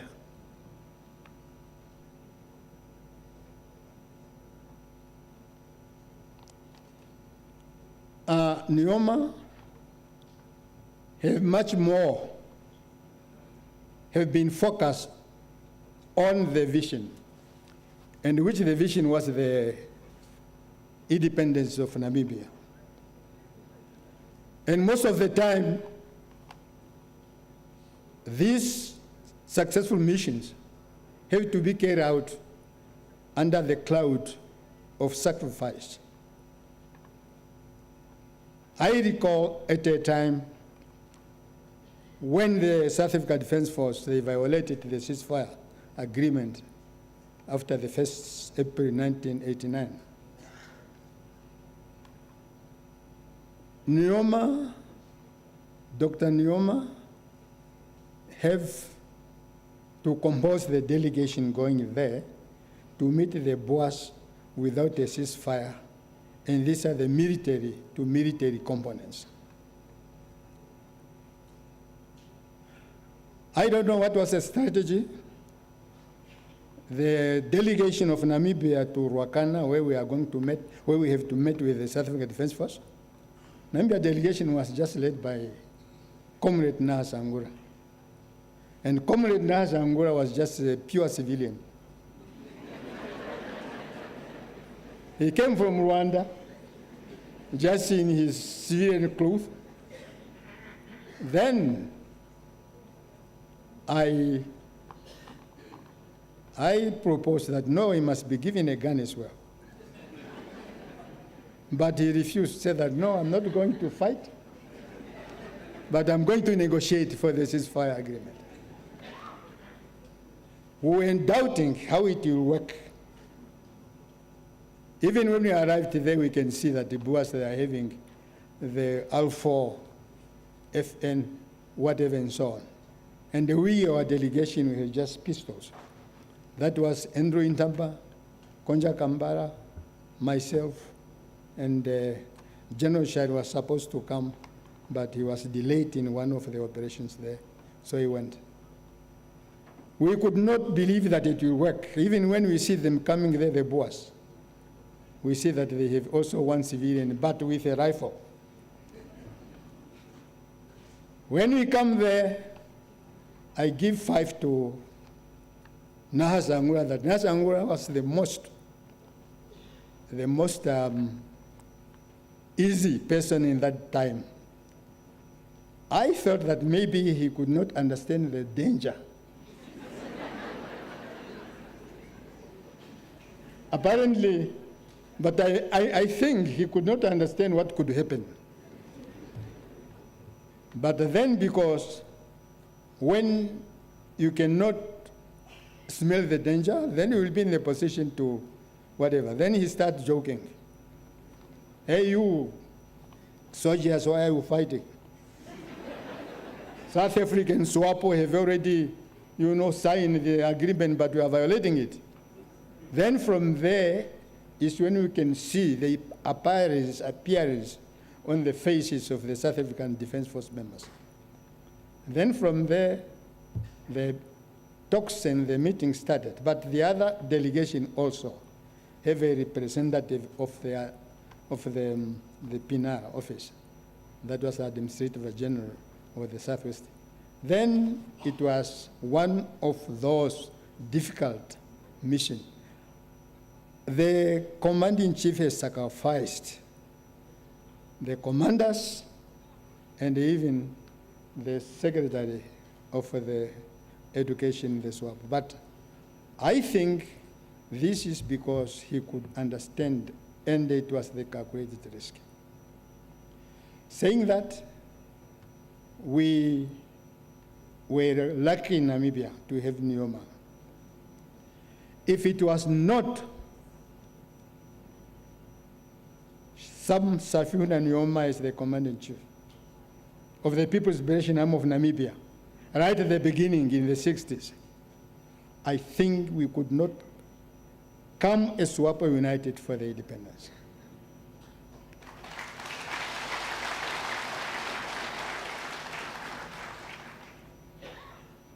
I only say the commander-in-chief has worked tirelessly throughout those 95 years, and the commander-in-chief has retired as a hero and icon of the liberation struggle of Namibia. And he was not only the commander-in-chief of the People's Liberation Army of Namibia, but the commander-in-chief also of the Namibia Defense Force.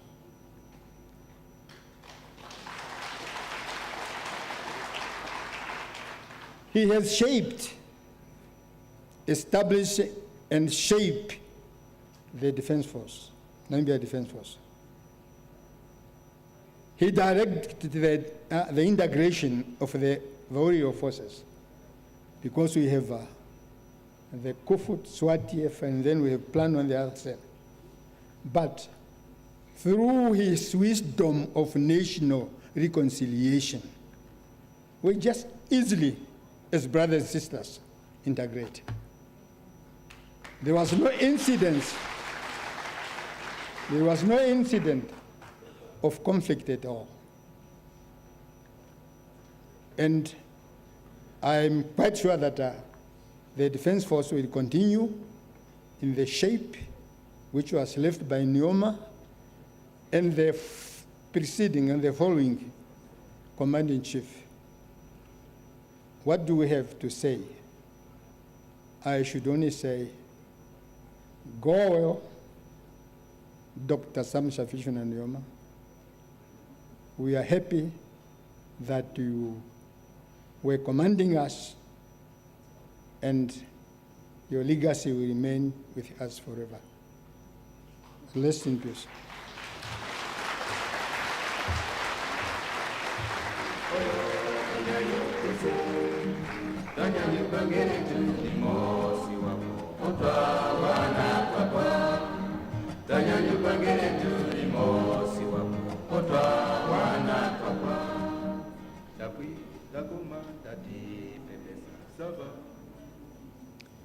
Thank you very much, Comrade Erastus Negonga, and former Plan Commander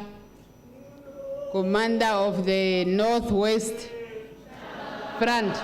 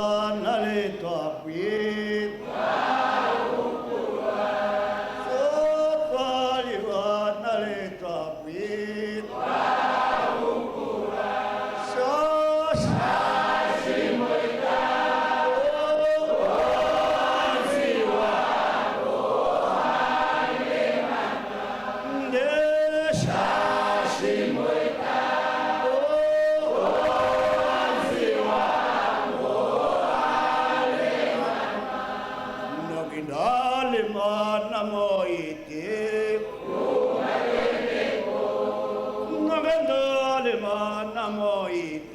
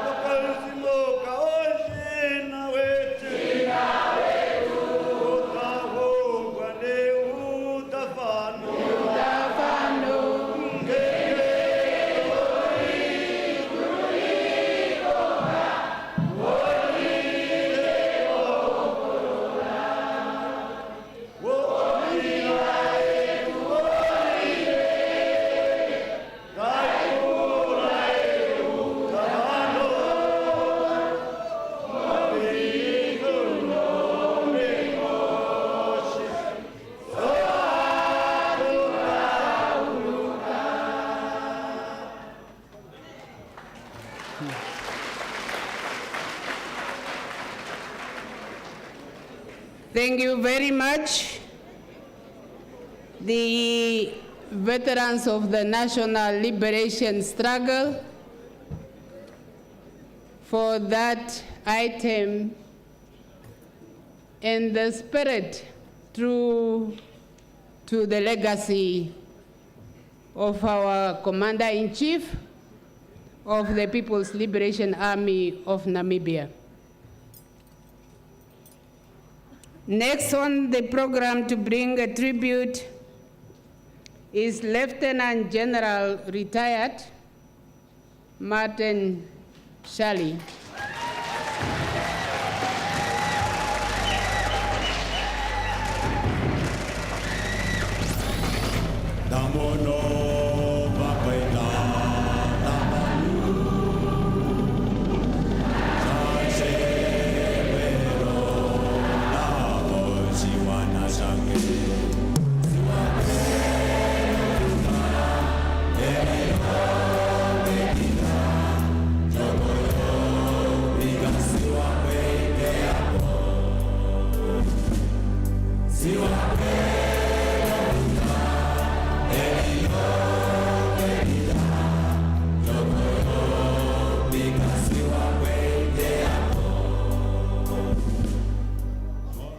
Thank you very much, Lieutenant General retired Martin Shally, former Chief of Operations of Plan, the man who reported to the Commander-in-Chief of the People's Liberation Army of Namibia Plan. General Shally.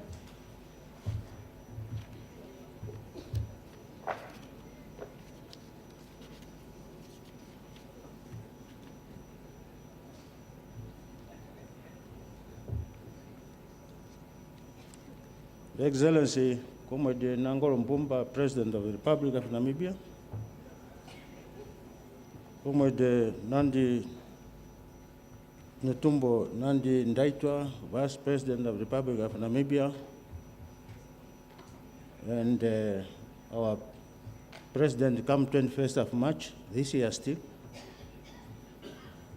Como Diskia, Nujoma, also ex-plant combatant was said here, representing the family, Como Nujoma, and your siblings, Meme Monica, former First Lady.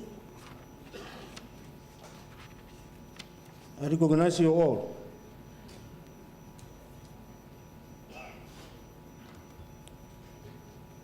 We are here tonight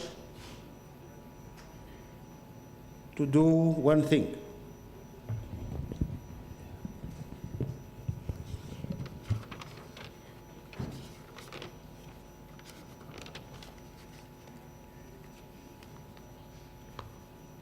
First of all, warriors do not die. Warriors do not die. What they do? They fade away.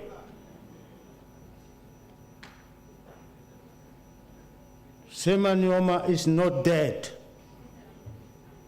Not yet.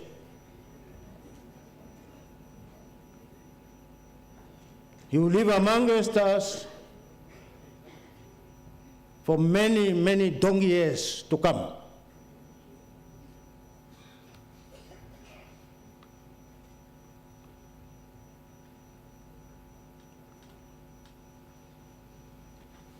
We're here to speak about this great and wonderful man.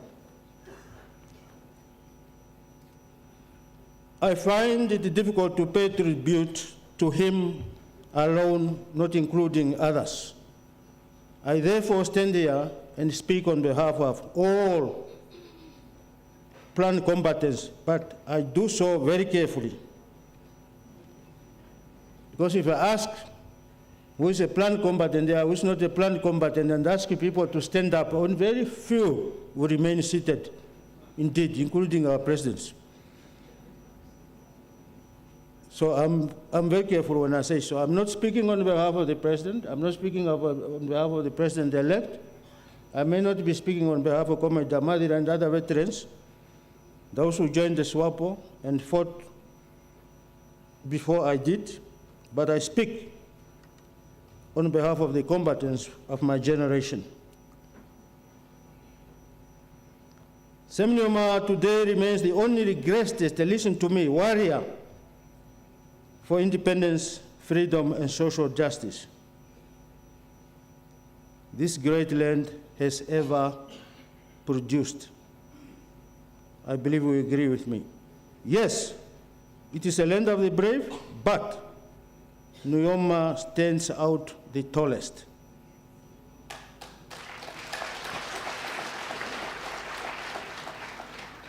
We are here to mourn and celebrate a life extraordinary, a life sacrifice for the common good of our society. We are here to express our profound gratitude as planned combatants and veterans of liberation struggle to this most gallant son among the gallants, to pay homage and respect to our grand commander, commander of commanders. We can remember all those who have fallen before him and whose blood continue to water our freedom. Not all of us could be present here, but the rest are very well represented. Director, I would like to seek your permission to convey a special message from General Jesus Awala. He could not attend due to advanced age, as well as to health conditions.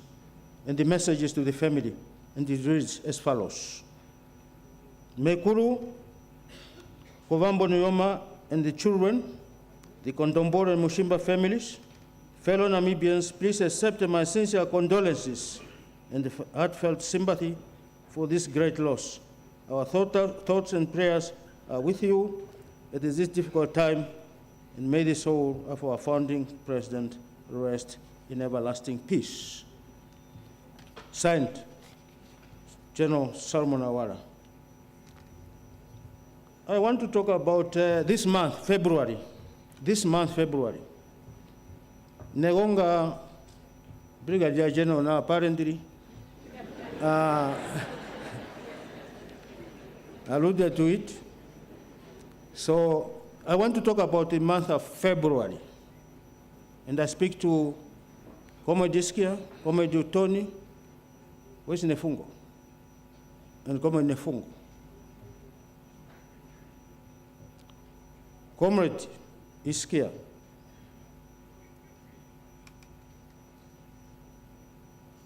this month, 46 years ago, today,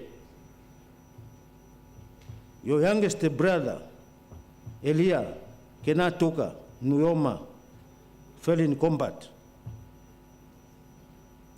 Newonga said he was in my platoon, but I don't think that's what he wanted to say. He wanted to say that we were together because I was not a commander of the operation that time. It was John Ankoto Karora. He was the tallest in the family. He was among the group of volunteers, 100 volunteers who left Zambia in 1974, reaching at Masivi in December the same year. And I've seen people who were with them. Bandeka and their colleagues, would you just stand, where you are. You see? What does it tell you? 100, only one here. I understand there's still 30 or 40 still alive, luckily. Yeah, sit down.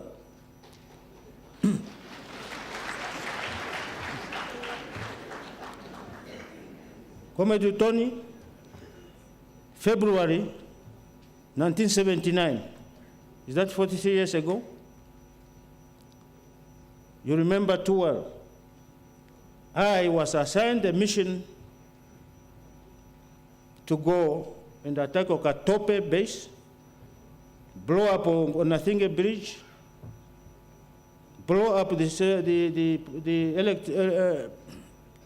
power station at Okatope, and harass the police station in Okatope where the clinic today is.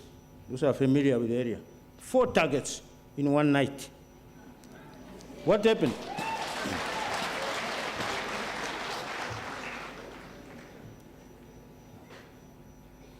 That initial mission succeeded only 50%. Why? My 2 intelligence guys who were supposed to blow up the Onathinge Bridge decided to go to Onethindi, near Nanjokwe, and fell in enemy hands. And they sell my plan to the enemy. Then I decided I was not going to go back, carry the ammunition back to go to Angola. I had to spend them spraying the enemy with fire. So, I did that. It's a long story. I don't want to talk about it in any detail. But all I want to say is that is the battle where Utoni got real baptism of fire for the first time.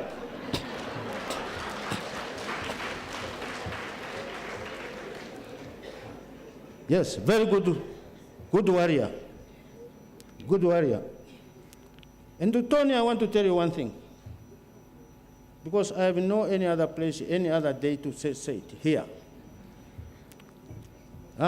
Before we went on that mission, because I selected you, because we were combat medic, I was trained with you. Karumbi Shangura we were trained together, combat medic, I was trained differently. Comrade Mburunganga, around Nafidi, we were at the northeastern front and Ho Chi Minh, Namoro, called me. He said, why did you select the son of the president to go with? I said, he's a soldier like me. That's what I thought, and I needed a combat medic, a good one. And I also want to say one day I commanded the son of a president.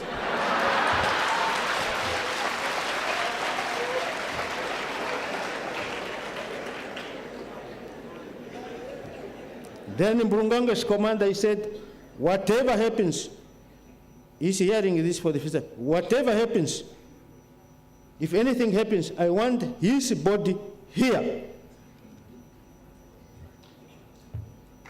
Fortunately, I did not have to bring him a body.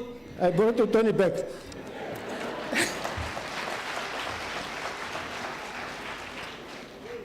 February 1983. Nefungo, the youngest brother of the two brothers,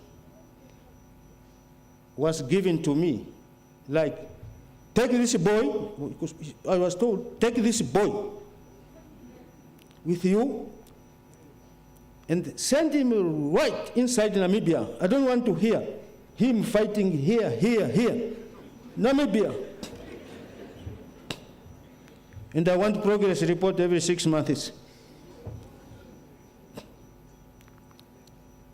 Okay. I sent him, but not there. 1 year later, I withdrew him and deployed him at special units where he's operated until after independence. That was in February. And then this year, February, took away your brother, took away your father, our founding president. So, the moral of the story is this, and we must put it in proper context. To be honest, it was to us, to all other fellow combatants, it was a moral booster. It was a moral booster. And when I went to Tony, I was so proud, I remain proud today. But if you ask me to go with him again, I will not go with him.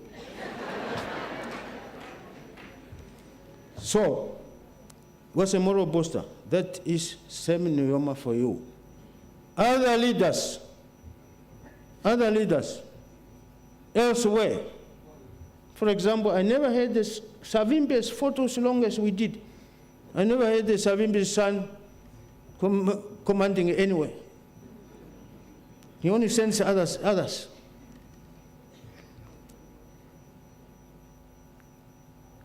So, that's Sam Nujoma for you. And he wanted his boys, as he called them, to prove themselves. He wanted his brothers to prove themselves. And we thank you for that. Now, let me also just get on to this. I'll summarize. It's difficult to unpack President Nujoma as a commander-in-chief, because President Nujoma was not only president and the commander-in-chief, he was also what I call architect-in-chief of the liberation struggle.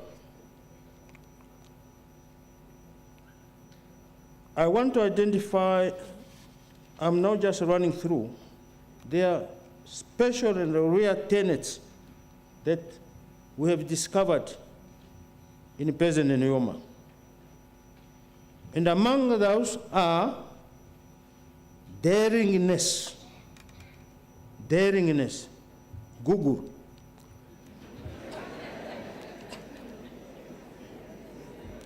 That's decisiveness in short.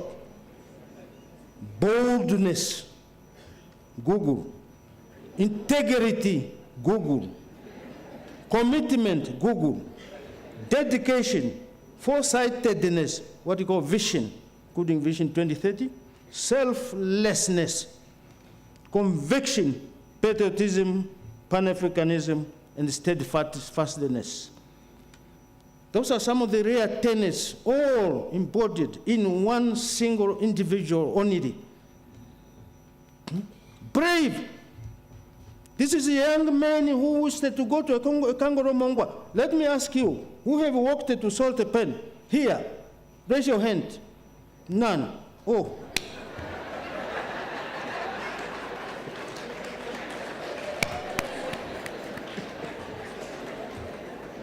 Only President Mbumba has.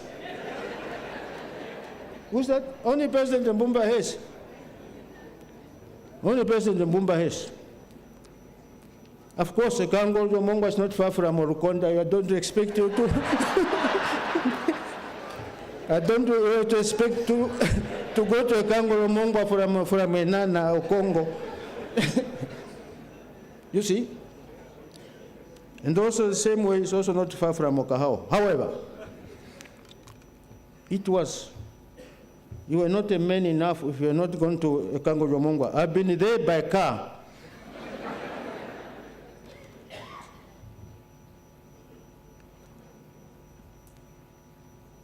I want also to bring out these two mandaras, very important.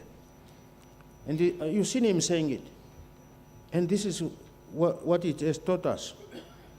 One, he believes, he tells us, never start a battle you know you're not going to win. Never start a battle you know you're never going to win. Just like if you know you're not going to win an election, you better not take part.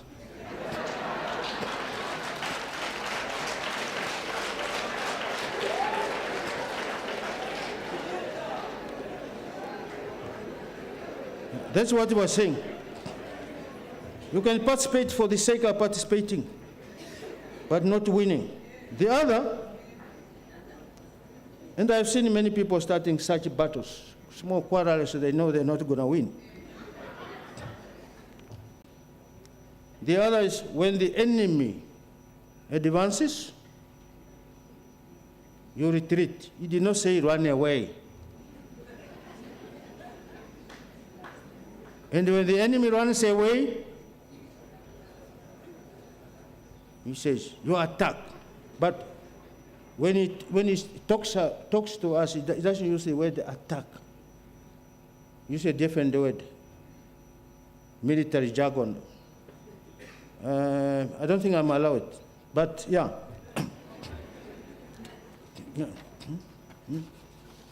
Yeah, to the piña. Yeah. Now, this struggle was executed over a long period, 23 years, armed liberation, part of it, 40 years in totality, diplomatically, politically, and so forth. That's a long time. Now, as the situation evolved, automatically, we can now say it was executed in 3 phases. Between 1959 and 1969, it was completely different story. It was about mobilization. It was time of mobilization, reorganization, as you heard before, betrayal, arrests,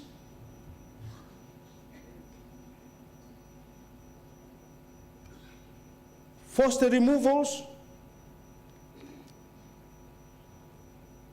That was the time, that time was characterized by those kind of things, including the formation of SWAPO, then training, recruitment for both the military and for the struggle in general. And that's the generation that was here speaking, most of them. And because President Nujoma had a vision, he had a passion for education, he sent those to be trained. Commodore Mutangura Kanguroke was here.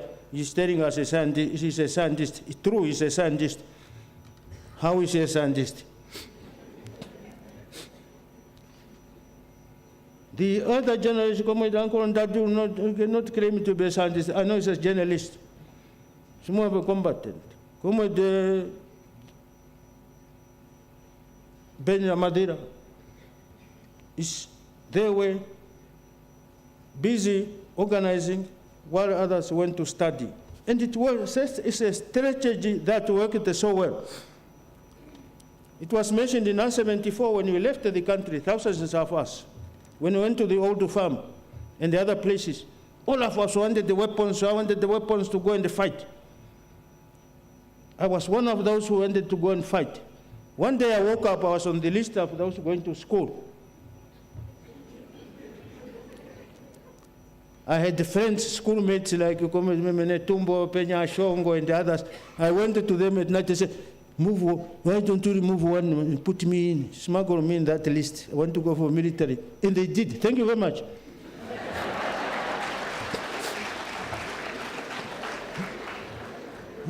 I would be here as a professor, good one, of course. No. And the Combatant Nujoma was at the forefront of all these things. You had it starting from Katutura, going to Wildfish Bay. Recruiting is, by the way, Combatant Nkoro is just a week older than President Nujoma, is 95 too. So it's just, they were just, it's not like the other one is talking to an elder, this one is talking to one. They just, birds of the same feathers flock together. So it's easier to communicate to people you know, to people who are of your age, than going to a person, mobilizing him to go and join and calling him Tatekuru at the same time. He will not believe you. So, quickly through, and then we had the period between 1969, 1970, 1980. That's the time most of us joined the struggle, we forced it. But I want to bring out one thing. President Nujoma, what did he do? President Nujoma, listen to this.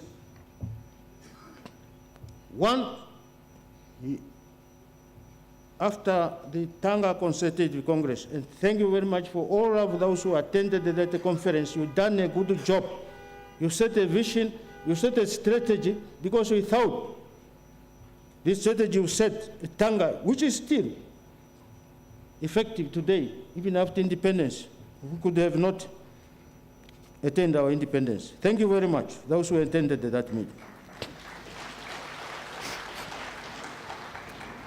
As a result, a plan was born there. It's a plan. It was swallowed before. It's a plan. People's Liberation of Namibia. Some of you do not know why the name was changed from Southwest Africa to People's Liberation of Namibia, because there were people who did not want to join SWAPO, but wanted to fight for independence of Namibia together with SWAPO cadres. They can only not combat if we call it People's Liberation Army of Namibia, could still fight with us under Henyeko, but not a member of SWAPO. Did not happen. But there were people, but they did not participate. That's a story for another day. That's a strategy that Nujoma adopted, that you can bring people who are not even SWAPO members to fight for Namibia. Just like the merger of Kanu and was very important, and the SWAPO at one point. That was a strategic move. Even the relationship that some of us are ashamed of talking about, relationship with us, with UNITA, was strategic in nature. Namibia is in the southern part of Angola. MPLA was operating in the north. Namibia is not Congo. You talk to these guys who are on the ground, even if you don't support them. There are so many people we talk to even today who don't support, who don't believe in. But if they want the things you want to achieve strategically, it's the only way is to use the guy who has got the key. What's his name? To the door, even if you don't like him. Yes. The rest is history. There is nothing to be ashamed of. Nothing at all. Nothing at all. We were never UNITA. UNITA has never SWAPO.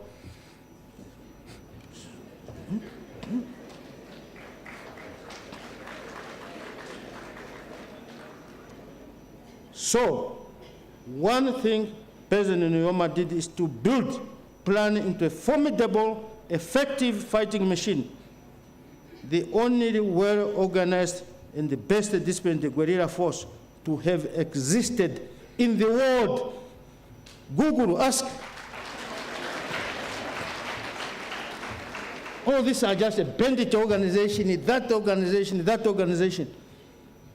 Ours was a formidable fighting machine, capable of taking on the mighty of the racist military. The might of the racist military. you know. And you know, in most African countries, I give an example quickly just to compare. When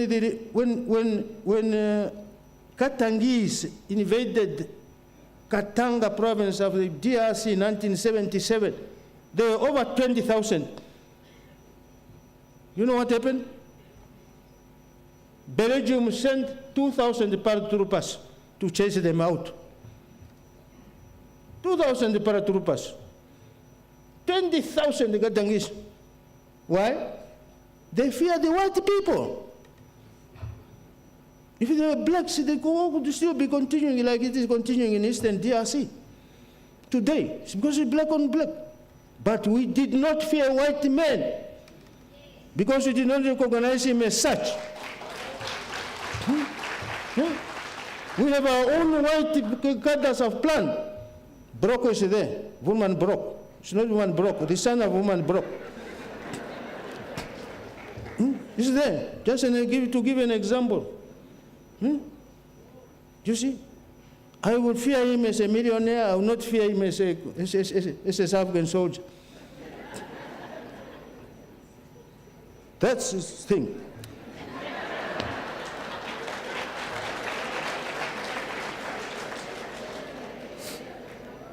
And Nujoma used to tell us, President Nujoma used to tell us, look, I do not want a ragtag guerrilla army here. No. It was clear, and we never had one. Yeah, when we talk, we seem to concentrate on what the military commanders and military leaders have done, but we forget the political commissars, quite honestly. It's not fair. Whatever we say, we had a political commissariat, very effective. Where's Combatant here somewhere? So, oh, okay, no, sorry, it's okay, it's a bereavement, the family. So, who political commissars, just stand the way you are while I'm speaking, if any. Political commissars, these guys, those guys, these guys. You see? Even the nephew of President Nujoma, I mean his niece, here, was a political commissar. I want to see you speak one day if you speak like him. Okay, sit down, please, thank you. Those guys had the responsibility to oversee our actions and to make sure that our actions were in conformity with the party ideology and all the rest of it. You see? Because commanders, I could just go. It's not my, and they had to, when soldiers returned from combat, the mission was to talk to them and explain why they're fighting, why the other two died, the other why they are going hungry, why this.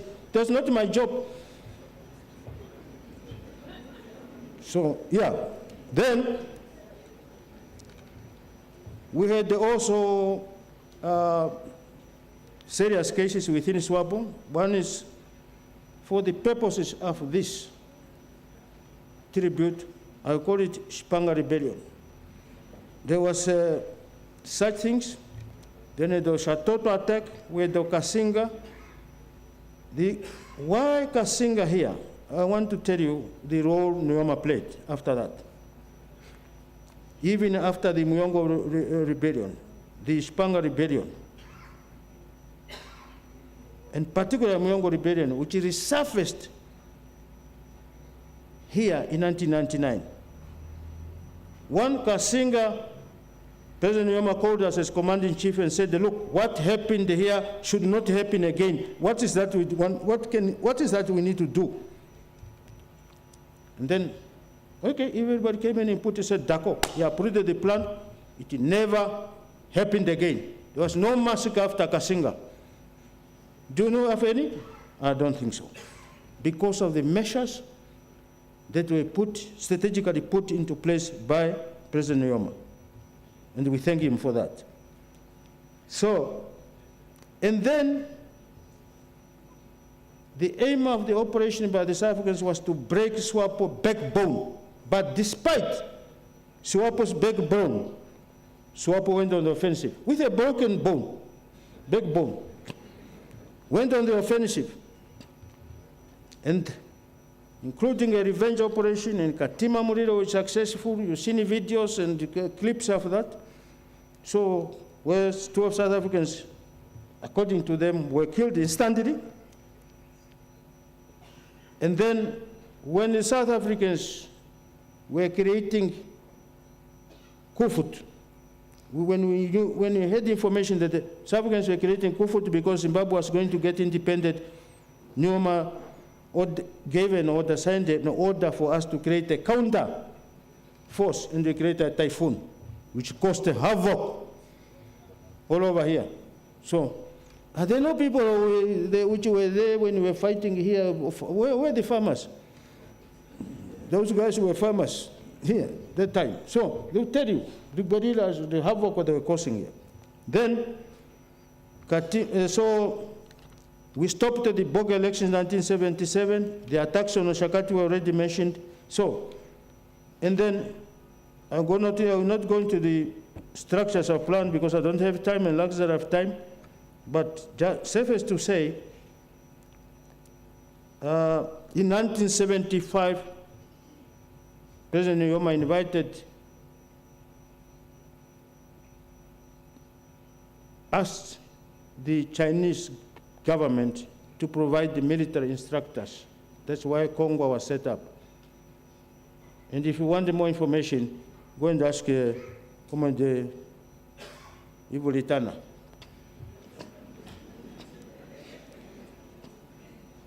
That was strategic.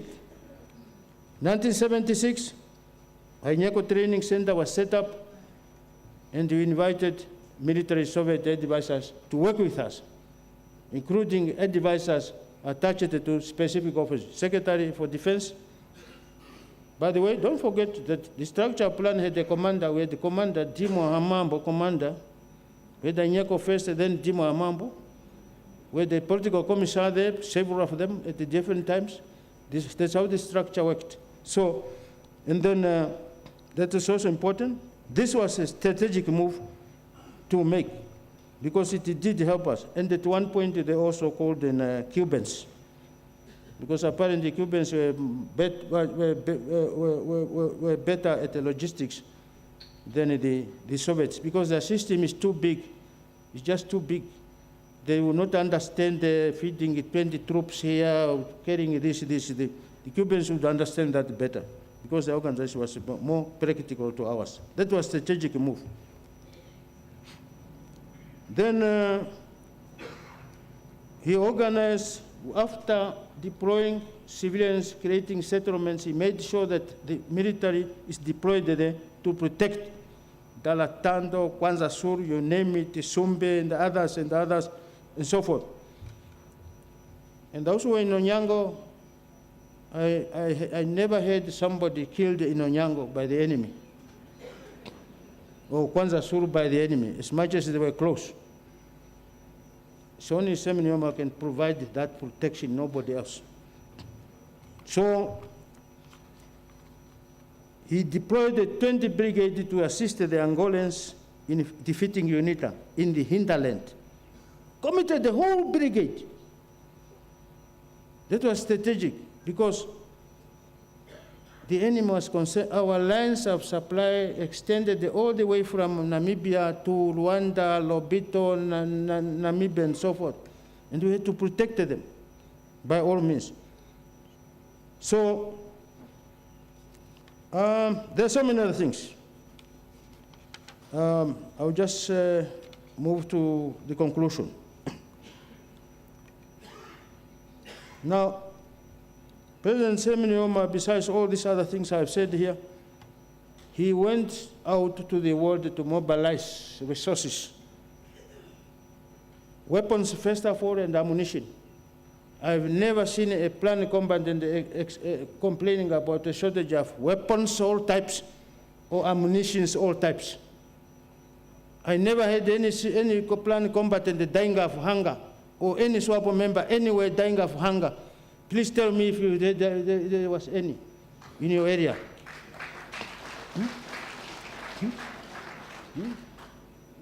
So, this is robust. Then, uniforms, boots, radios, vehicles. We also had the vehicles, fuel, and so forth. Now I've also worked. I worked for the government at one point or the other, and I've seen also governments apparently also struggle even just to get the vehicles. Yeah, but we had the vehicles. We didn't know these things cost money. Apparently they cost money, but we're giving those things. Fuel, we still struggle in some departments. The police are called to, they no fuel, no car. You see? But we had fuel. We never called to any place and we complained that we have no fuel or there's a shortage of transport. This thing costs money, but we're giving to us freely. Thank you very much. Thanks to the Commander-in-Chief. He trained the pilots. Pilots. The Chief of Defense Forces, one of the bound beneficiary. He's here. He's a warrior pilot. I've seen Willie standing somewhere, he was flying Air Namibia. He even wanted to set up his own private airline. You see? Yeah, good vision. You see? And there are many others. Somewhere on Tengera was flying even a presidential jet. I heard that the day before yesterday, people referring to presidential jet as a private jet. It's not a private, you're sending a wrong message. Yeah, President Seminima never had a private jet. So it's a presidential jet. Let's just correct that because some of our friends from somewhere, apparently they must have sent a message already to say, oh, this guy is rich, it's a flies his private jet. No. He doesn't still have a private jet. Just a correction, it's all right, we understand. Engineers and technicians, also doctors, Karumbis here, you presented, I've seen a lot of people here, doctors, whatever, you see? That's President Nujoma, Unini, and all the rest. I can go on and on. So, however, let me conclude. I will not speak too much about after independence because that story you know too well. Established Namibia Defense Force, all I can say, and the Chief of Defense Force can testify, and the Deputy Minister here, today the Namibia Defense Force is a force we all must be proud of. All proud of.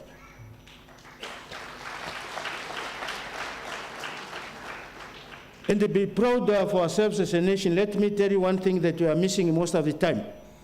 When we went to DRC for 4 years, we were fighting, we lost no single battle. No single battle, no territory was ever lost where we were deployed as Namibians. Others we've seen. What does that tell you? What does that tell you? It's a different story. We just need something else. And we do so because of people in the, there's no politics in the military, you know? That's why we are so effective.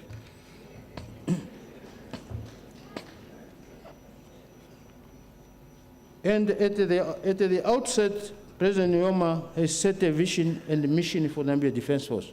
The vision is to be highly small, highly mobile, well-trained, well-resourced, well-equipped. You can add the well-paid, well-fed.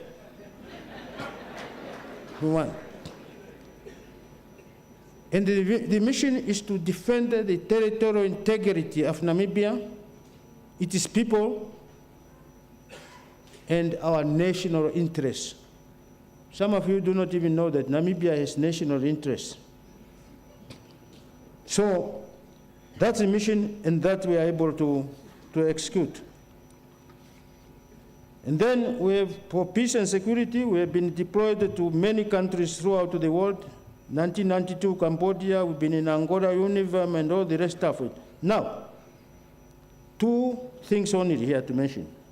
When the so-called Caprivi Liberation Army attacked on that night of 1999, 2nd of August, those 4 places in Katima Mulilo, surrounding Katima Mulilo, they had made a fatal error because the actions of the Commander-in-Chief and President of the Republic were so robust and swift. Let me tell you now, the record we as Namibians must be proud of. In 6 days, it was all over. There's no rebellion anywhere in the world.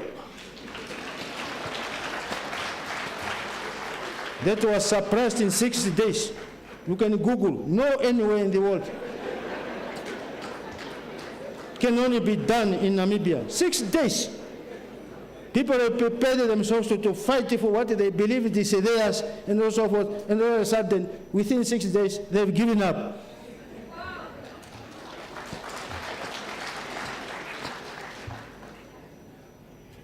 UNITA, when they were destabilizing the Kavango, that time it was only one Kavango, terrorizing our people. The actions by the commander-in-chief and the president were swift and robust. Swift and robust. He signed an order, an order that's called, some of you are hearing this for the first time, stabilization order. Just like Trump does with his executive orders.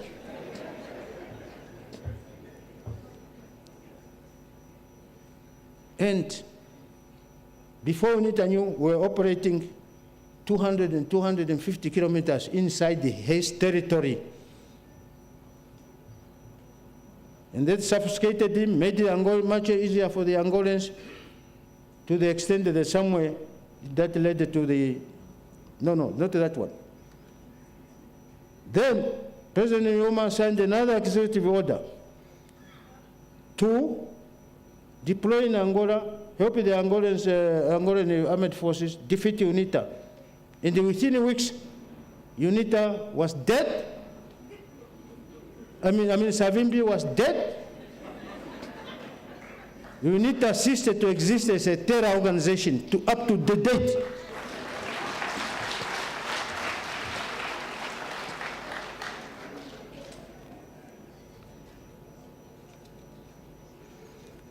When the Spanish, they thought we are defenseless. After independence made in 1990, they kept on stealing our fish. We arrested, it's not arrest, yeah, military, but in your words you said you seized 6 vessels, fishing vessels. Later on, the captains and the others, the crew were found guilty, penalized, paid millions. The ships were forfeited to the state. Maybe Commander Helmut as Minister of Fisheries that time must know where these vessels are. So that was the end of poaching the way we knew it. The way we knew it. So when the people wanted the relish in Kwanza Suru and the other camps, I just said, I'm just going back. President Nujoma that time signed another executive order, handed it over to the Soviet Union and told, go to Namibian waters, fish as much fish as you can, as long as such amount is given to SWAPO annually. There were no shortage of fish. You can testify here. You're even complaining, fish, stinging fish, stinging fish. So, that's the name of Nujoma. Before independence, you know. Now, honestly, it's a long history that we are proud of. All I want to say, and on behalf of my colleagues and others, so is one,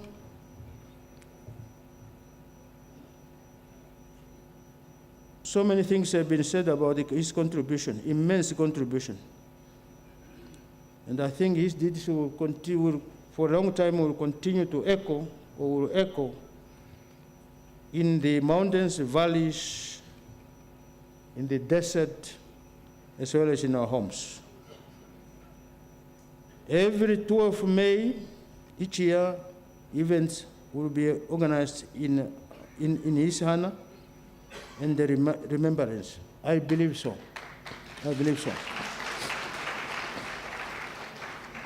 I have not come to the public holiday thing that is out of my area of responsibility. So, he's a national hero we shall not forget.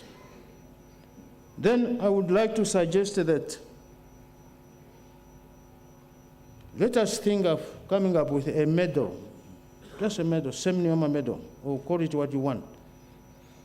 A medal that will be given to our own people who have they may distinguish themselves closer. Somebody made a mention of Osaku Tako and the other two, and I fully agree with him. They could be given those medals posthumously, but Sam Nujoma, whatever medal, yeah, if you achieve the highest standards, you see, and including it given automatically to all our presidents. And I say all our presidents because I know SWAPO presidents will be many more to come.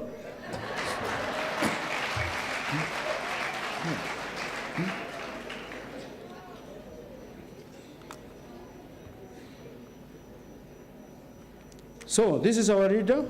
Oh, the other thing, Namibia is produced, is the only country in the world, and I want you to know this, which has produced so many heroes and heroines in a proportionality speaking. We have more heroes and heroines than they are in China. The Chinese are there. They're sitting there. You must go and Google. Regardless of their population, we have more heroes here and heroines in Namibia. Some are seated right here. Now, I'm not only talking about those who have fallen already, I'm talking those still walking heroes and so forth, even if we don't want to recognize them. There are so many. I'm not one of those. So then, this legacy can only honestly be kept alive by following his teachings, which are many. He's following his rare tenets. It's a show of respect. He has taught us so much. He's a great teacher. He's also a great teacher. He has impacted us in all different ways. He has touched our lives. He has touched our lives in so many ways. So we must live. Let us change. Those who hate others for nothing, change and start loving people.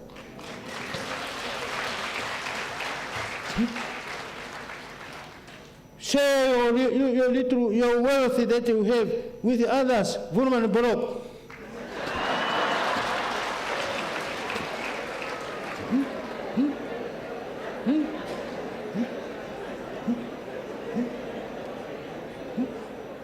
Other millionaires here. Let us share the little we have.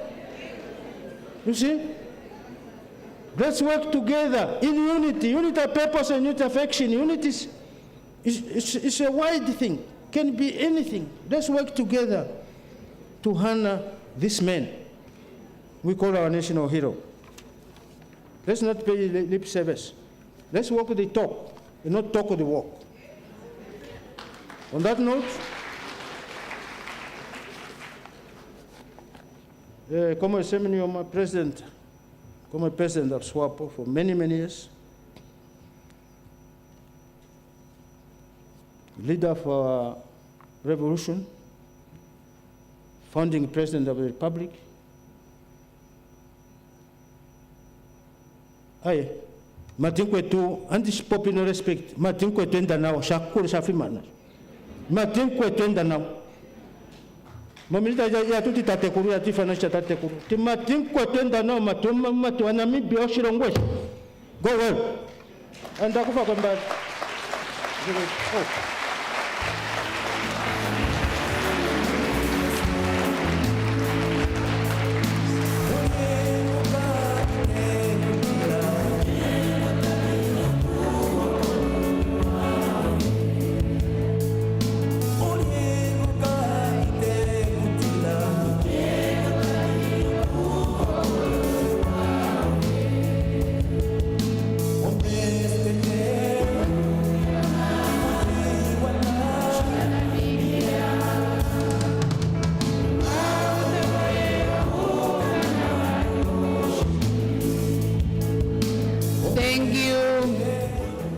Thank you. The commander has spoken.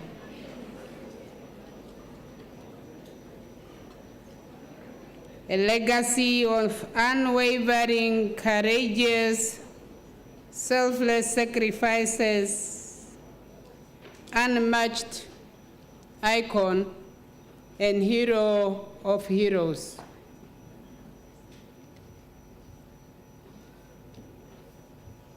Next now on our program, we will have a tribute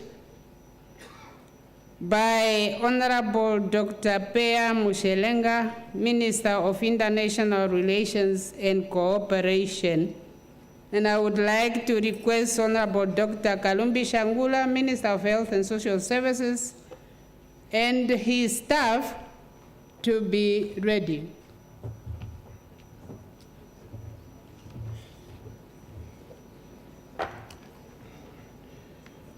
Thank you very much, Director of Ceremonies, Comrade Utoni Nujoma, Tata Hiskia, and the entire Nujoma clan, Your Excellencies, the President, the Vice President, bereaved mourners. The eagle has vanished from the sky. A man of vision and wisdom has left us.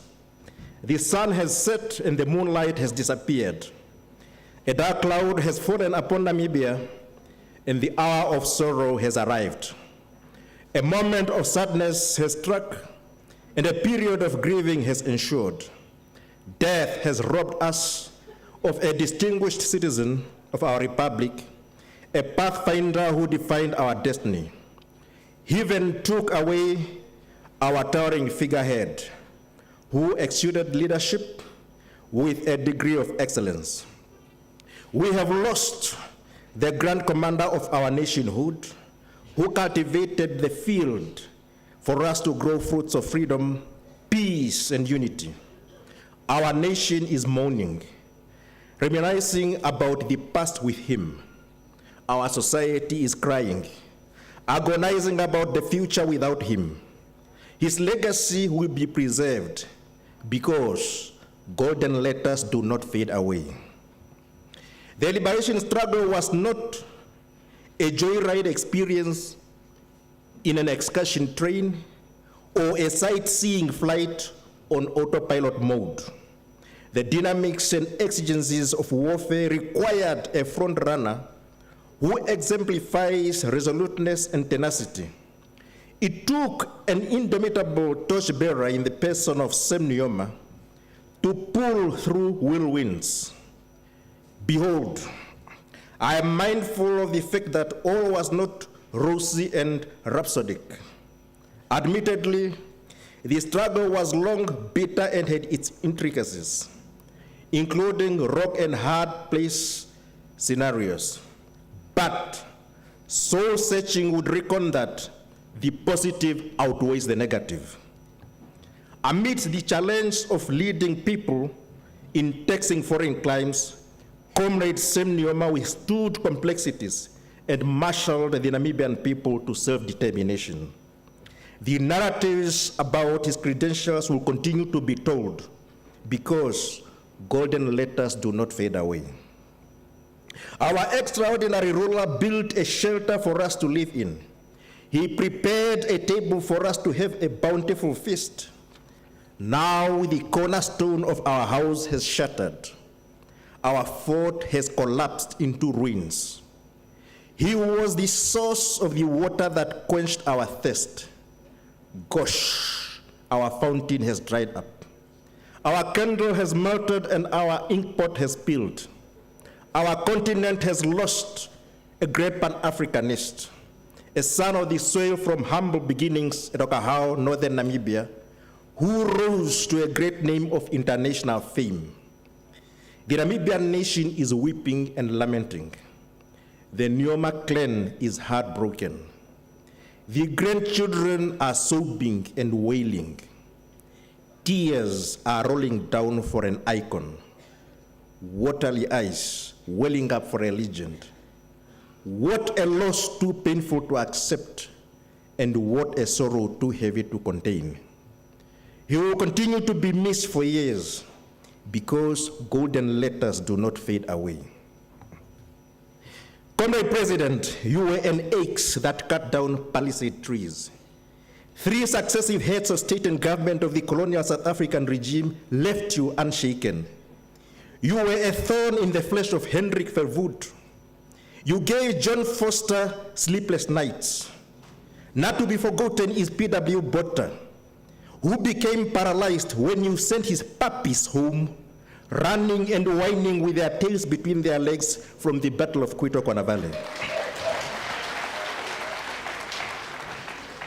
You were a God-given gift to Namibia, a country which you led with distinction.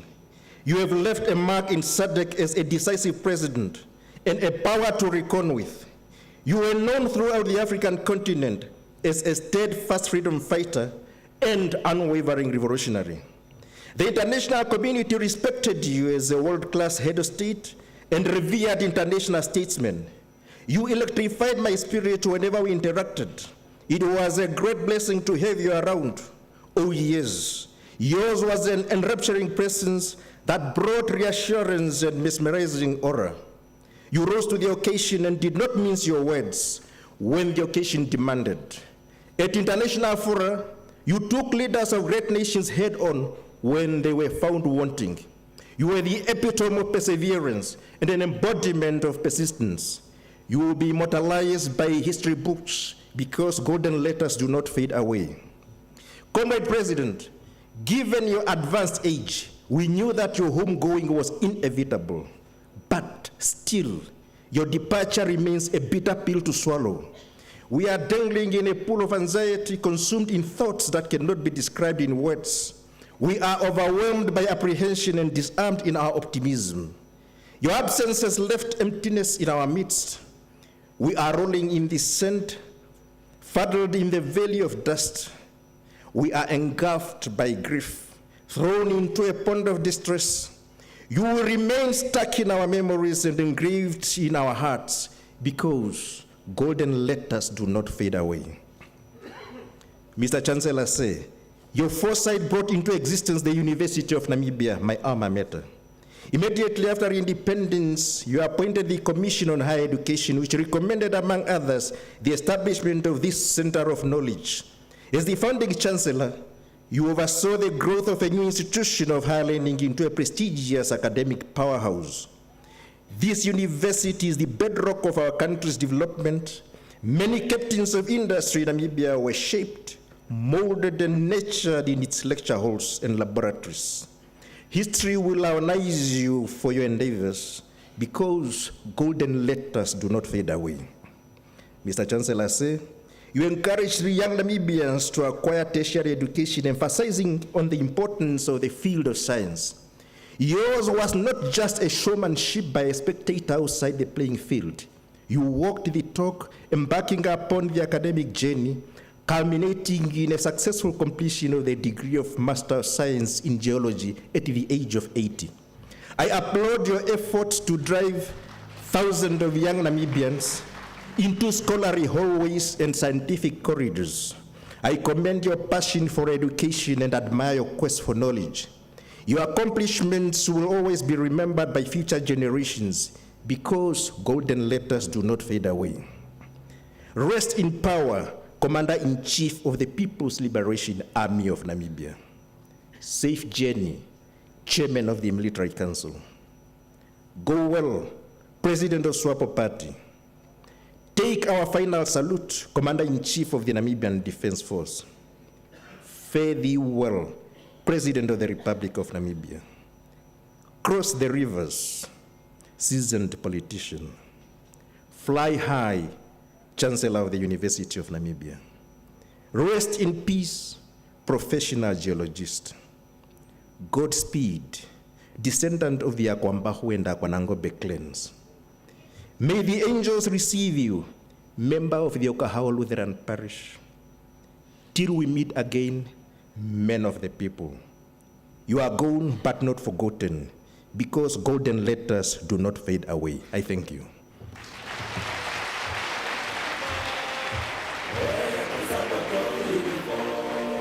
Na tutangi Soviet na Cuba.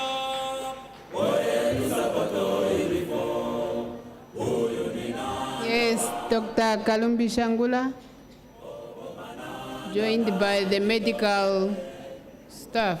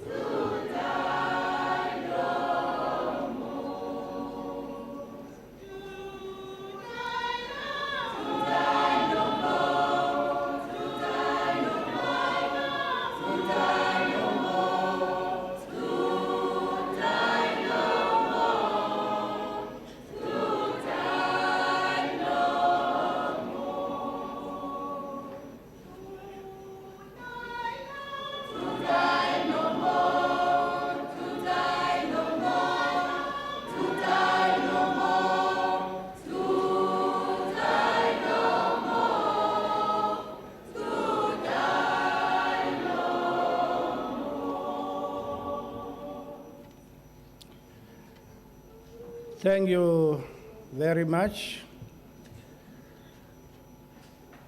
Director of Proceedings,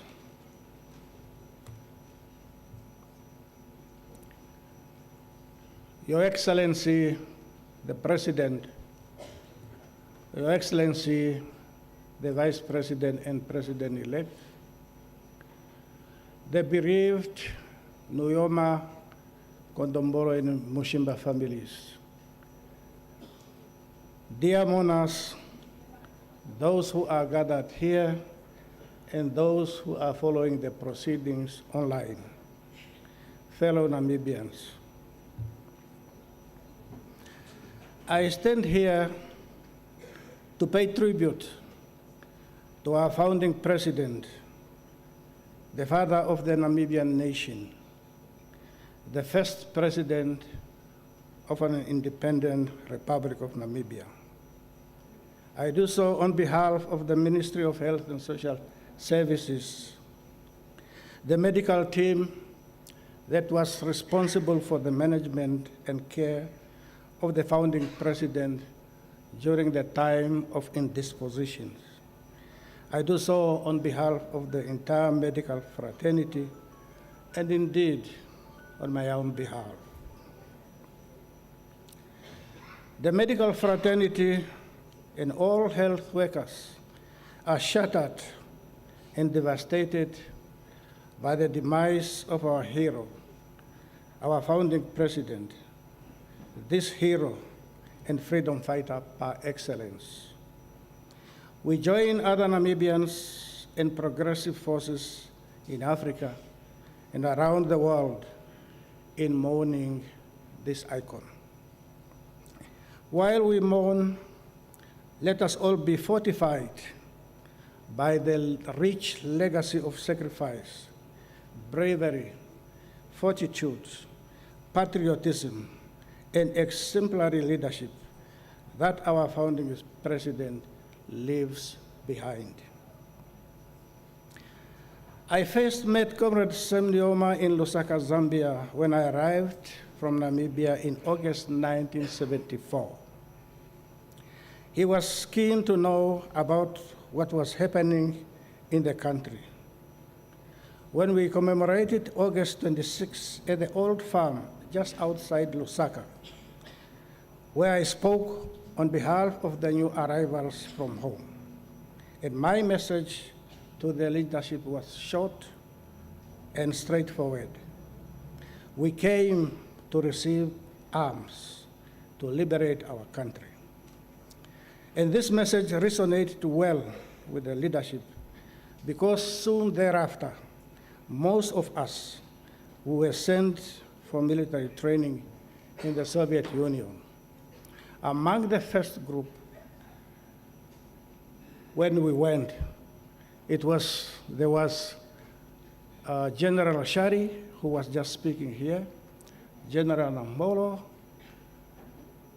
There was also Nkwaita Shanyangana, those who I can remember, Joseph Ita, Utoni Nujoma was in that group for military training. I had numerous interactions with the founding president during the years in exile, most closely during meetings of Planned Military Council, of which he was the chairman and, of course, Commander-in-Chief of the People's Liberation Army of Namibia Plan. This was also testified by the previous speaker. Comrade Nujoma was a brilliant military strategist and a tactician, and he commanded Plan to victory. After independence, I worked closely with him as his personal physician and accompanied him to various destinations inside and outside the country. I marveled at his approach to conflict resolutions, notably between various traditional authorities. He would go to great length in order to gain the trust of the feuding parties and resolve the conflict successfully. One thing that amazed and flattered me was when I was the permanent secretary of the Ministry of Health and Social Services. When he wanted to see me, he would not summon me as expected of him as a president to do so. No, he would speak to me personally over the phone. And imagine, he asked if I have time to go and see him. What a flattering. I found this display of humility quite intriguing. And also, Comrade Kangurohi alluded to his humility. He was a person of strong visions and a person of strong action. When he wants something to be done, he would lead from the front, as was the case with the railway extension from Tsumeb to Ondangwa. At independence, he introduced the policy of national reconciliation in order to foster peace for national development. He understood the value of education. In exile, he sent many young Namibians for studies, including myself.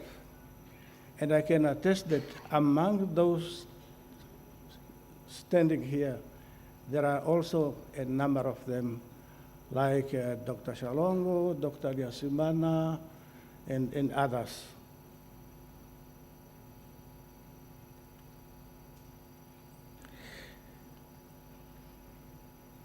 I'm looking where I left it off, so bear with me.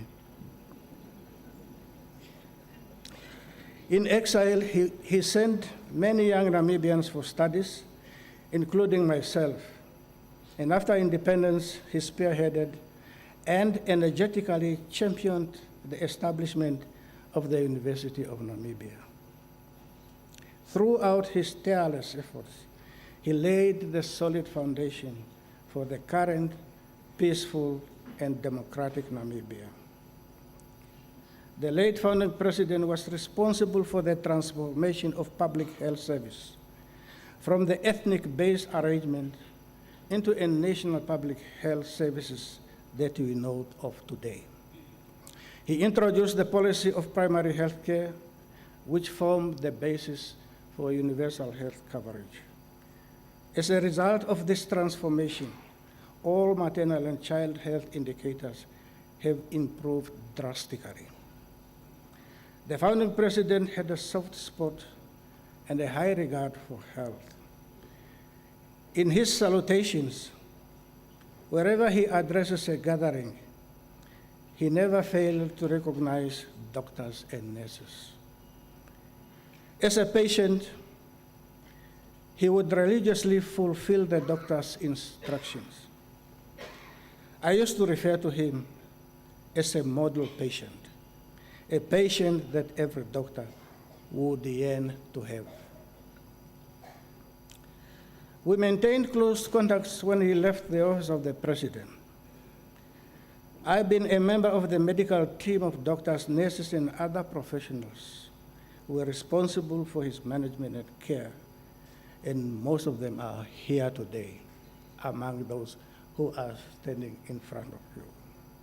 I salute the medical team, doctors, the medical team of doctors, nurses, and other caregivers. That include Dr. Kalunga, Dr. Buekendorf, Dr. Shalongo, Sister Ileka, Sister Itana, just to mention a few of them.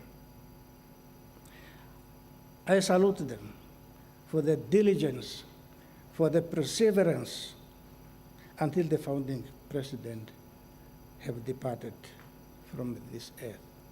They gave him 24-hour care.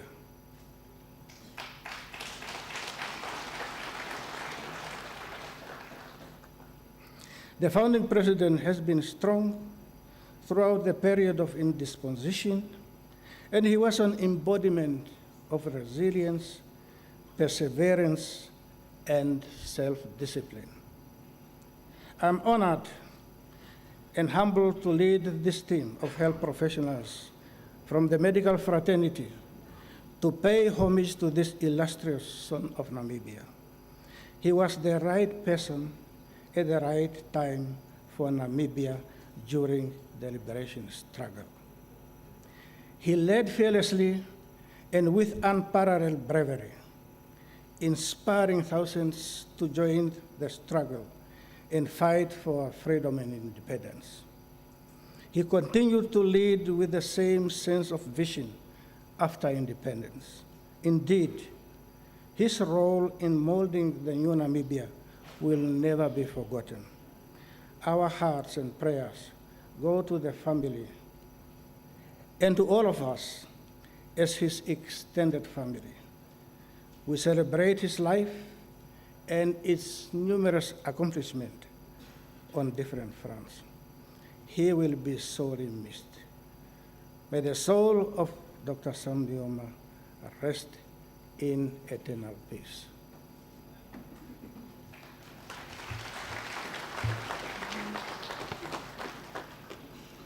Sing.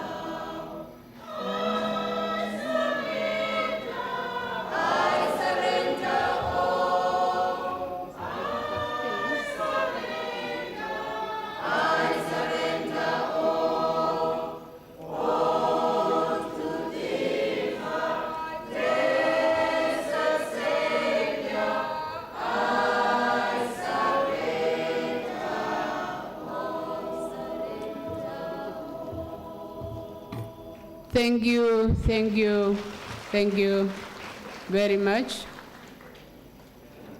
Comrade Minister of Health and Social Services, Dr. Kalumbi, and your team. As we are coming to the end of our program, I would like to now have the invocative choir from Ephesians who are preceding the sermon.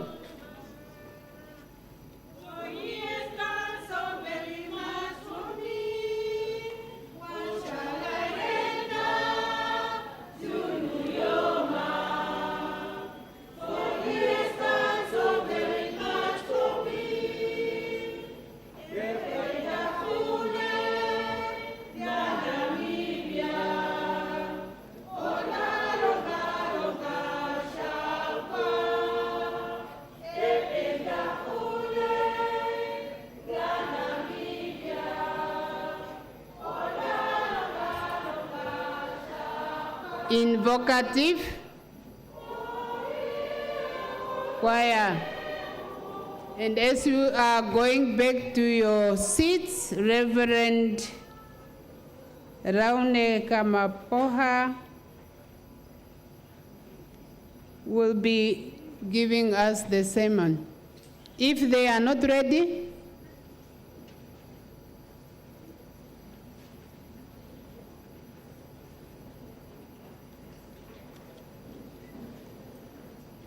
just one short one.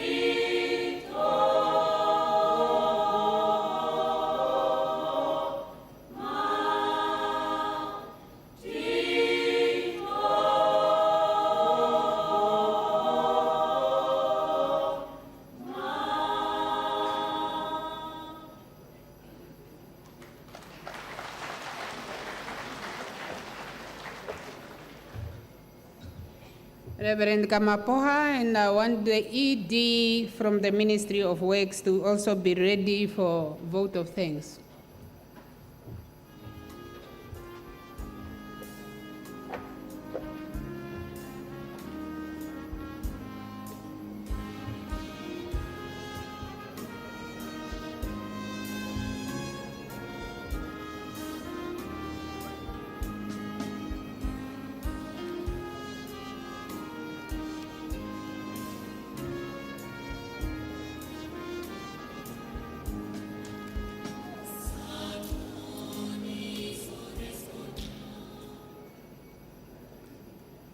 Dear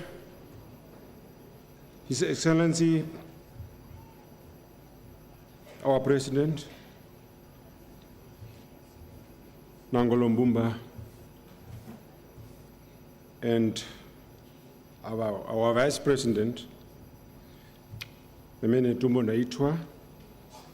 The first time I didn't say President-elect.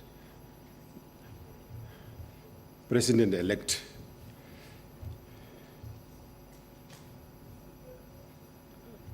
Honorable Utoni, Mama, First Lady, Mama Kobambo, and the children and grandchildren.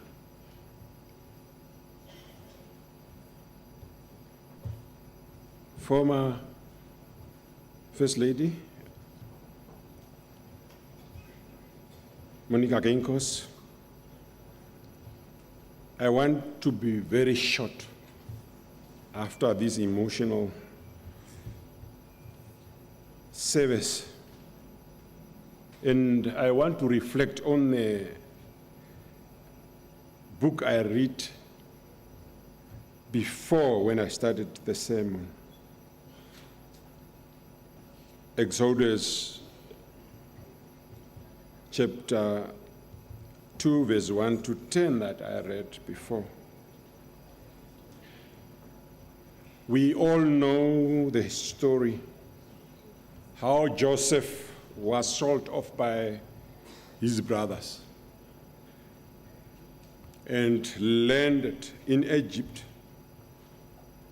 how he later, after many trials and tribulations, become the second in command of Egypt, and how he has sent for his family to live with him in Egypt after a famine they experienced in the country of birth.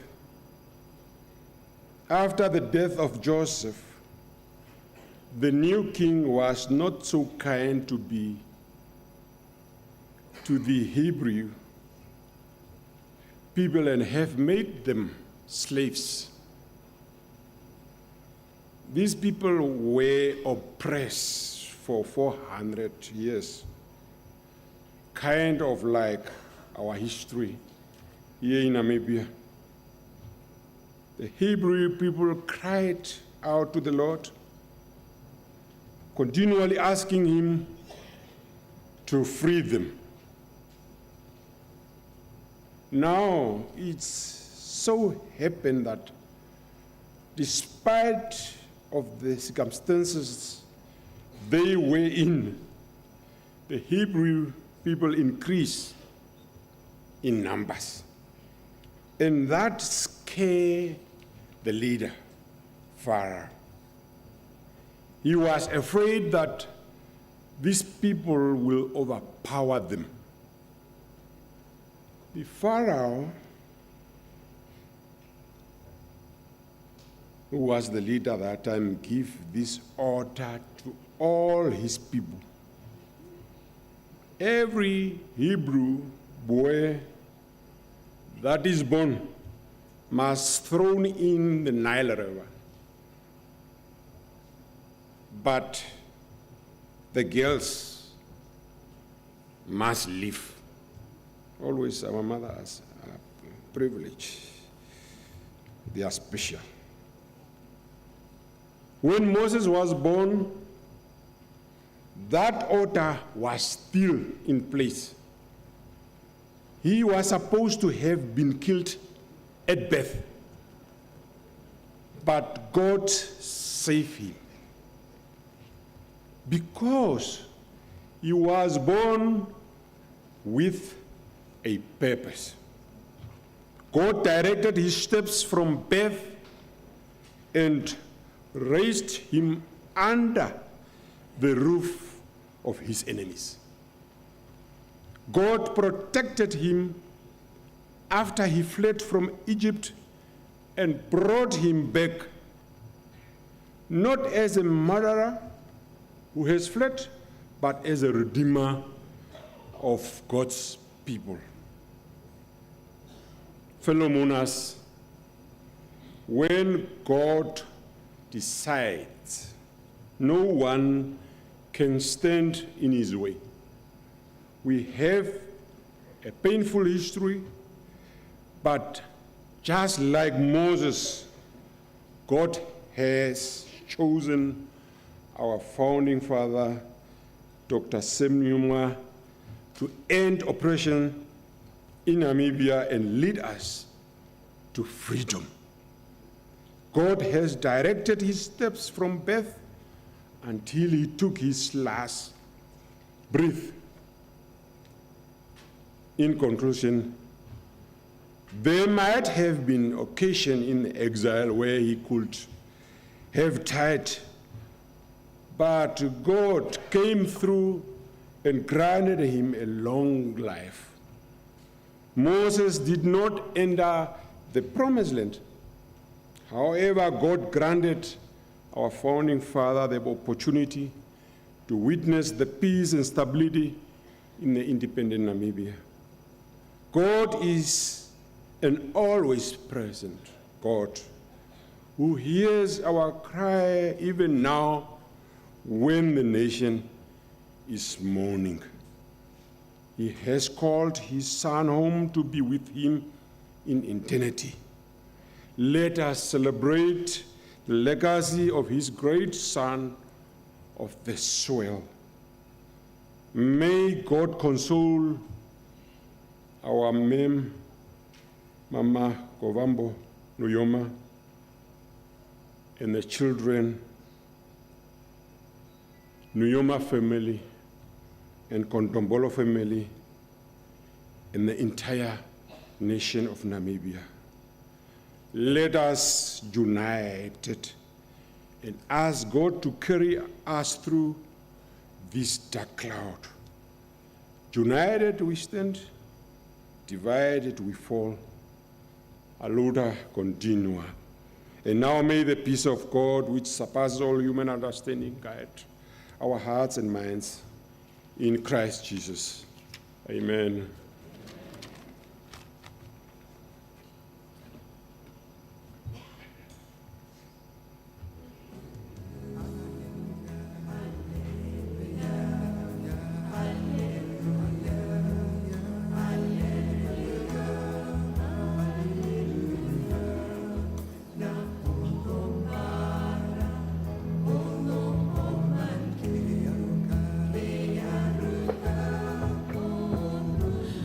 Thank you very much for the opportunity, Director of Proceedings, Honorable Hilma Nicanor, Your Excellency Dr. Nangolo Mbuba, President of the Republic of Namibia, Your Excellency Dr. Netumbo Nandi Ndaitwa, Vice President of the Republic of Namibia and President-elect, Honorable Utoni Nujoma and Tate Hiskia Nujoma, and the entire Nujoma,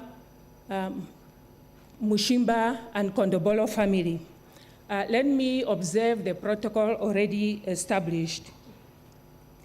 Kindly permit me foremost to express sincere appreciation on behalf of the esteemed Nujoma family and to move a vote of thanks at this memorial service as we collectively continue to celebrate the life of a luminary hero, our late founding president and father of the Namibian nation, His Excellency Dr. Sam Shafiishuna Nujoma.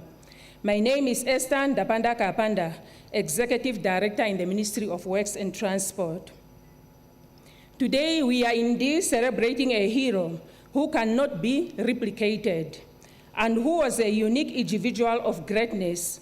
I therefore sincerely thank each esteemed person who have joined us this evening in person and the Namibian people at large who are following this memorial service on various ICT platforms, including the Namibia Broadcasting Corporation. As it was meticulously detailed by various speakers who paid touching tribute at this memorial service, let me start by appreciating Reverend Kamapoha for the consecration of our memorial service with prayers and the enjoyable and heartwarming sermon, as well as the brass band and the invocavit choir for the soothing melodies. Also, in appreciating all our speakers who paid tribute tonight, kindly permit me to sincerely thank them individually and to emphasize that through their tributes, it is clearly evident that our founding father, His Excellency Dr. Nujoma, have left Namibia, the land of the brave, with a legacy of peace, the peace which came as a result of the life journey or the path that Dr. Nujoma answered, a journey that called his name, and he took that path that was equally full of sacrifices, but the challenge and sacrifices that was worth overcoming.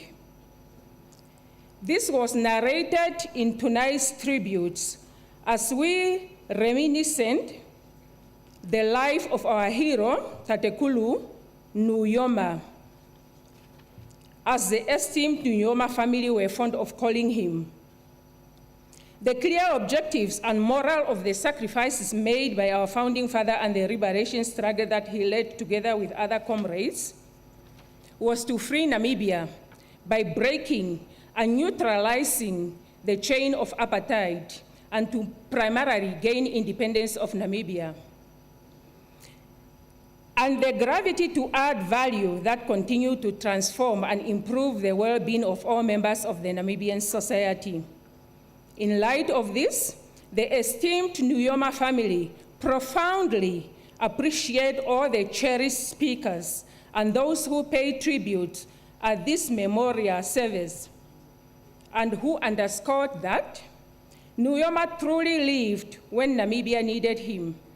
He did what was worth his time, and we continue to cherish his deep wisdom, while rejoicing his legacy and lasting good influence. His inputs to arrive to what Namibia achieved to date, together with all our national leaders, is remarkable, and within the uppermost perimeters of a fulfilled, well-lived life. That adversity was not a detour in Tatekulu Nujoma's path, but adversity was part of his path and the battle worth fighting, hence the independence we all enjoy today. Dear mourners, I thank our director of today's memorial service for directing this event in an exemplary manner. Also thanks to the men and women in uniform for undertaking their respective roles this evening, and all those who played a role in one way or the other to ensure the success of this memorial event. Finally, the Nujoma family genuinely thank everyone for your valuable presence tonight and consolation, and conclude by stating that we will continue to tap in the fountain of abundant successes and the illuminating compass of the legacy of our hero and founding father of the Namibian nation. The Nujoma family remain exceedingly grateful to you all. I thank you, and may the soul of our beloved hero Tatekulu Sam Shafiishuna Nujoma continue to rest in internal peace, and he remain our movers and shaker. Thank you very much.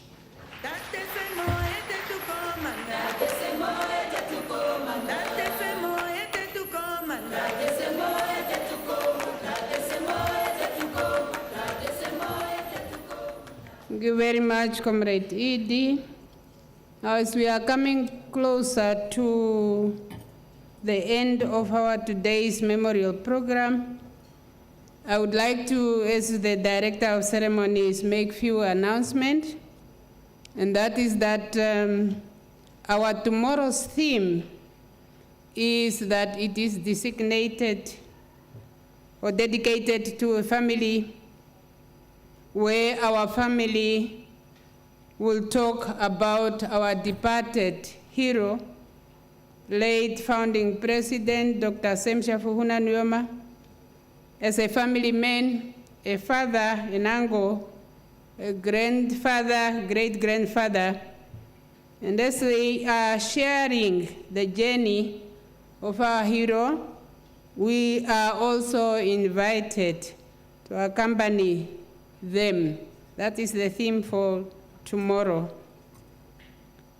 The second announcement is that as we are exiting the tent here, we will first have His Excellency Dr. Nangolo Mbumba, President of the Republic of Namibia and the Chief Mourner, to accompany the children, Honorable Tony Nujoma, and also the siblings, and our Vice President and President-elect, Dr. Netumbo Nandi Ndaitwah, and the entire first row, to also be followed by the second row, who are now the army commanders, to accompany the Chief of the Namibian Defense Force, Air Marshal Martin Kambulu Phineas. All dignitaries will be assisted by the protocol. And the veterans of the National Liberation Struggle, also please take note that there is a place for you prepared. The protocol will take care of you as well. The fellow mourners in the overflow tent, you are prepared for your refreshments as you are exiting that tent, the overflow tent. The rest of us, we will be saved right away here as we exit from our left-hand side.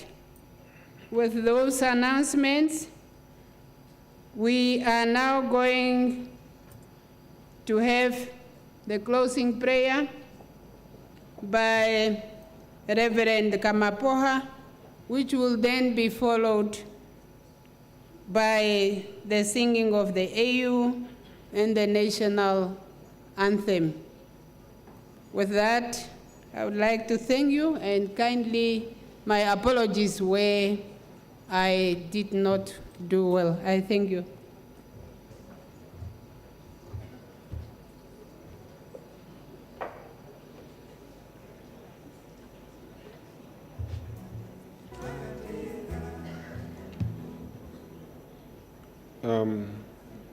If it is possible, can we rise and pray together?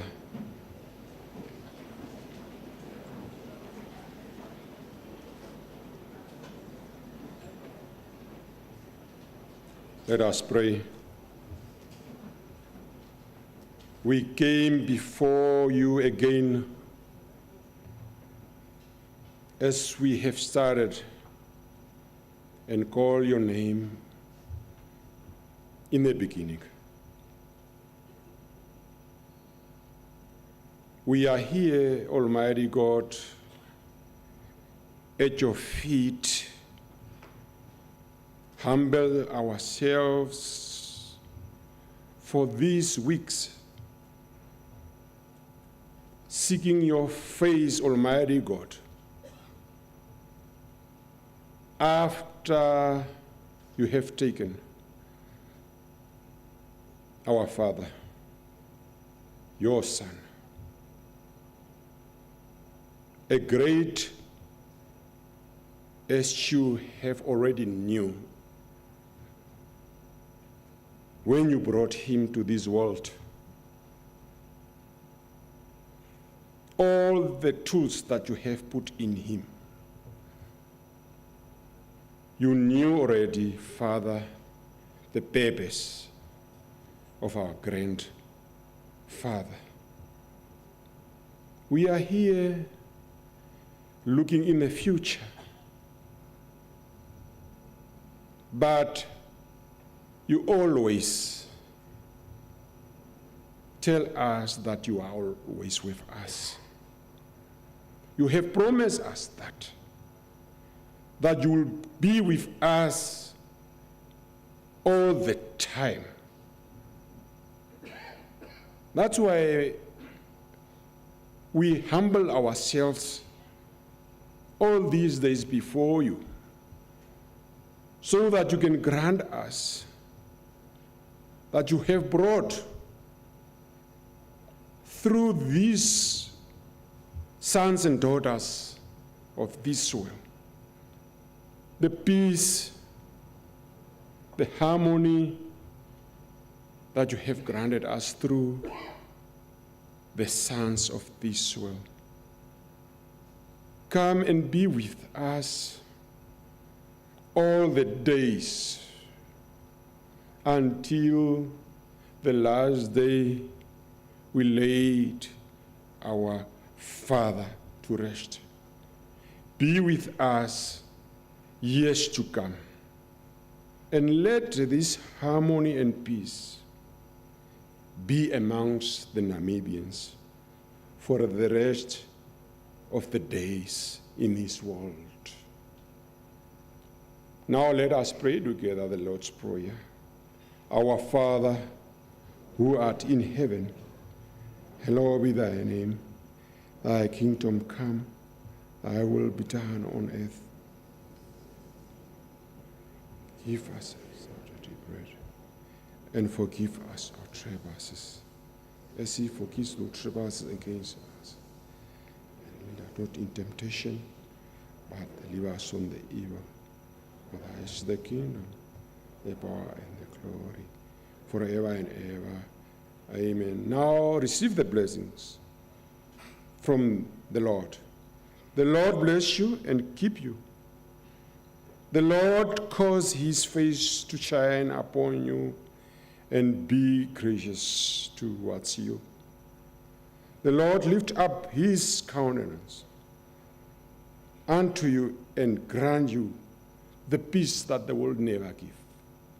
In the name of God, the Father, the Son, and the Holy Spirit. Amen.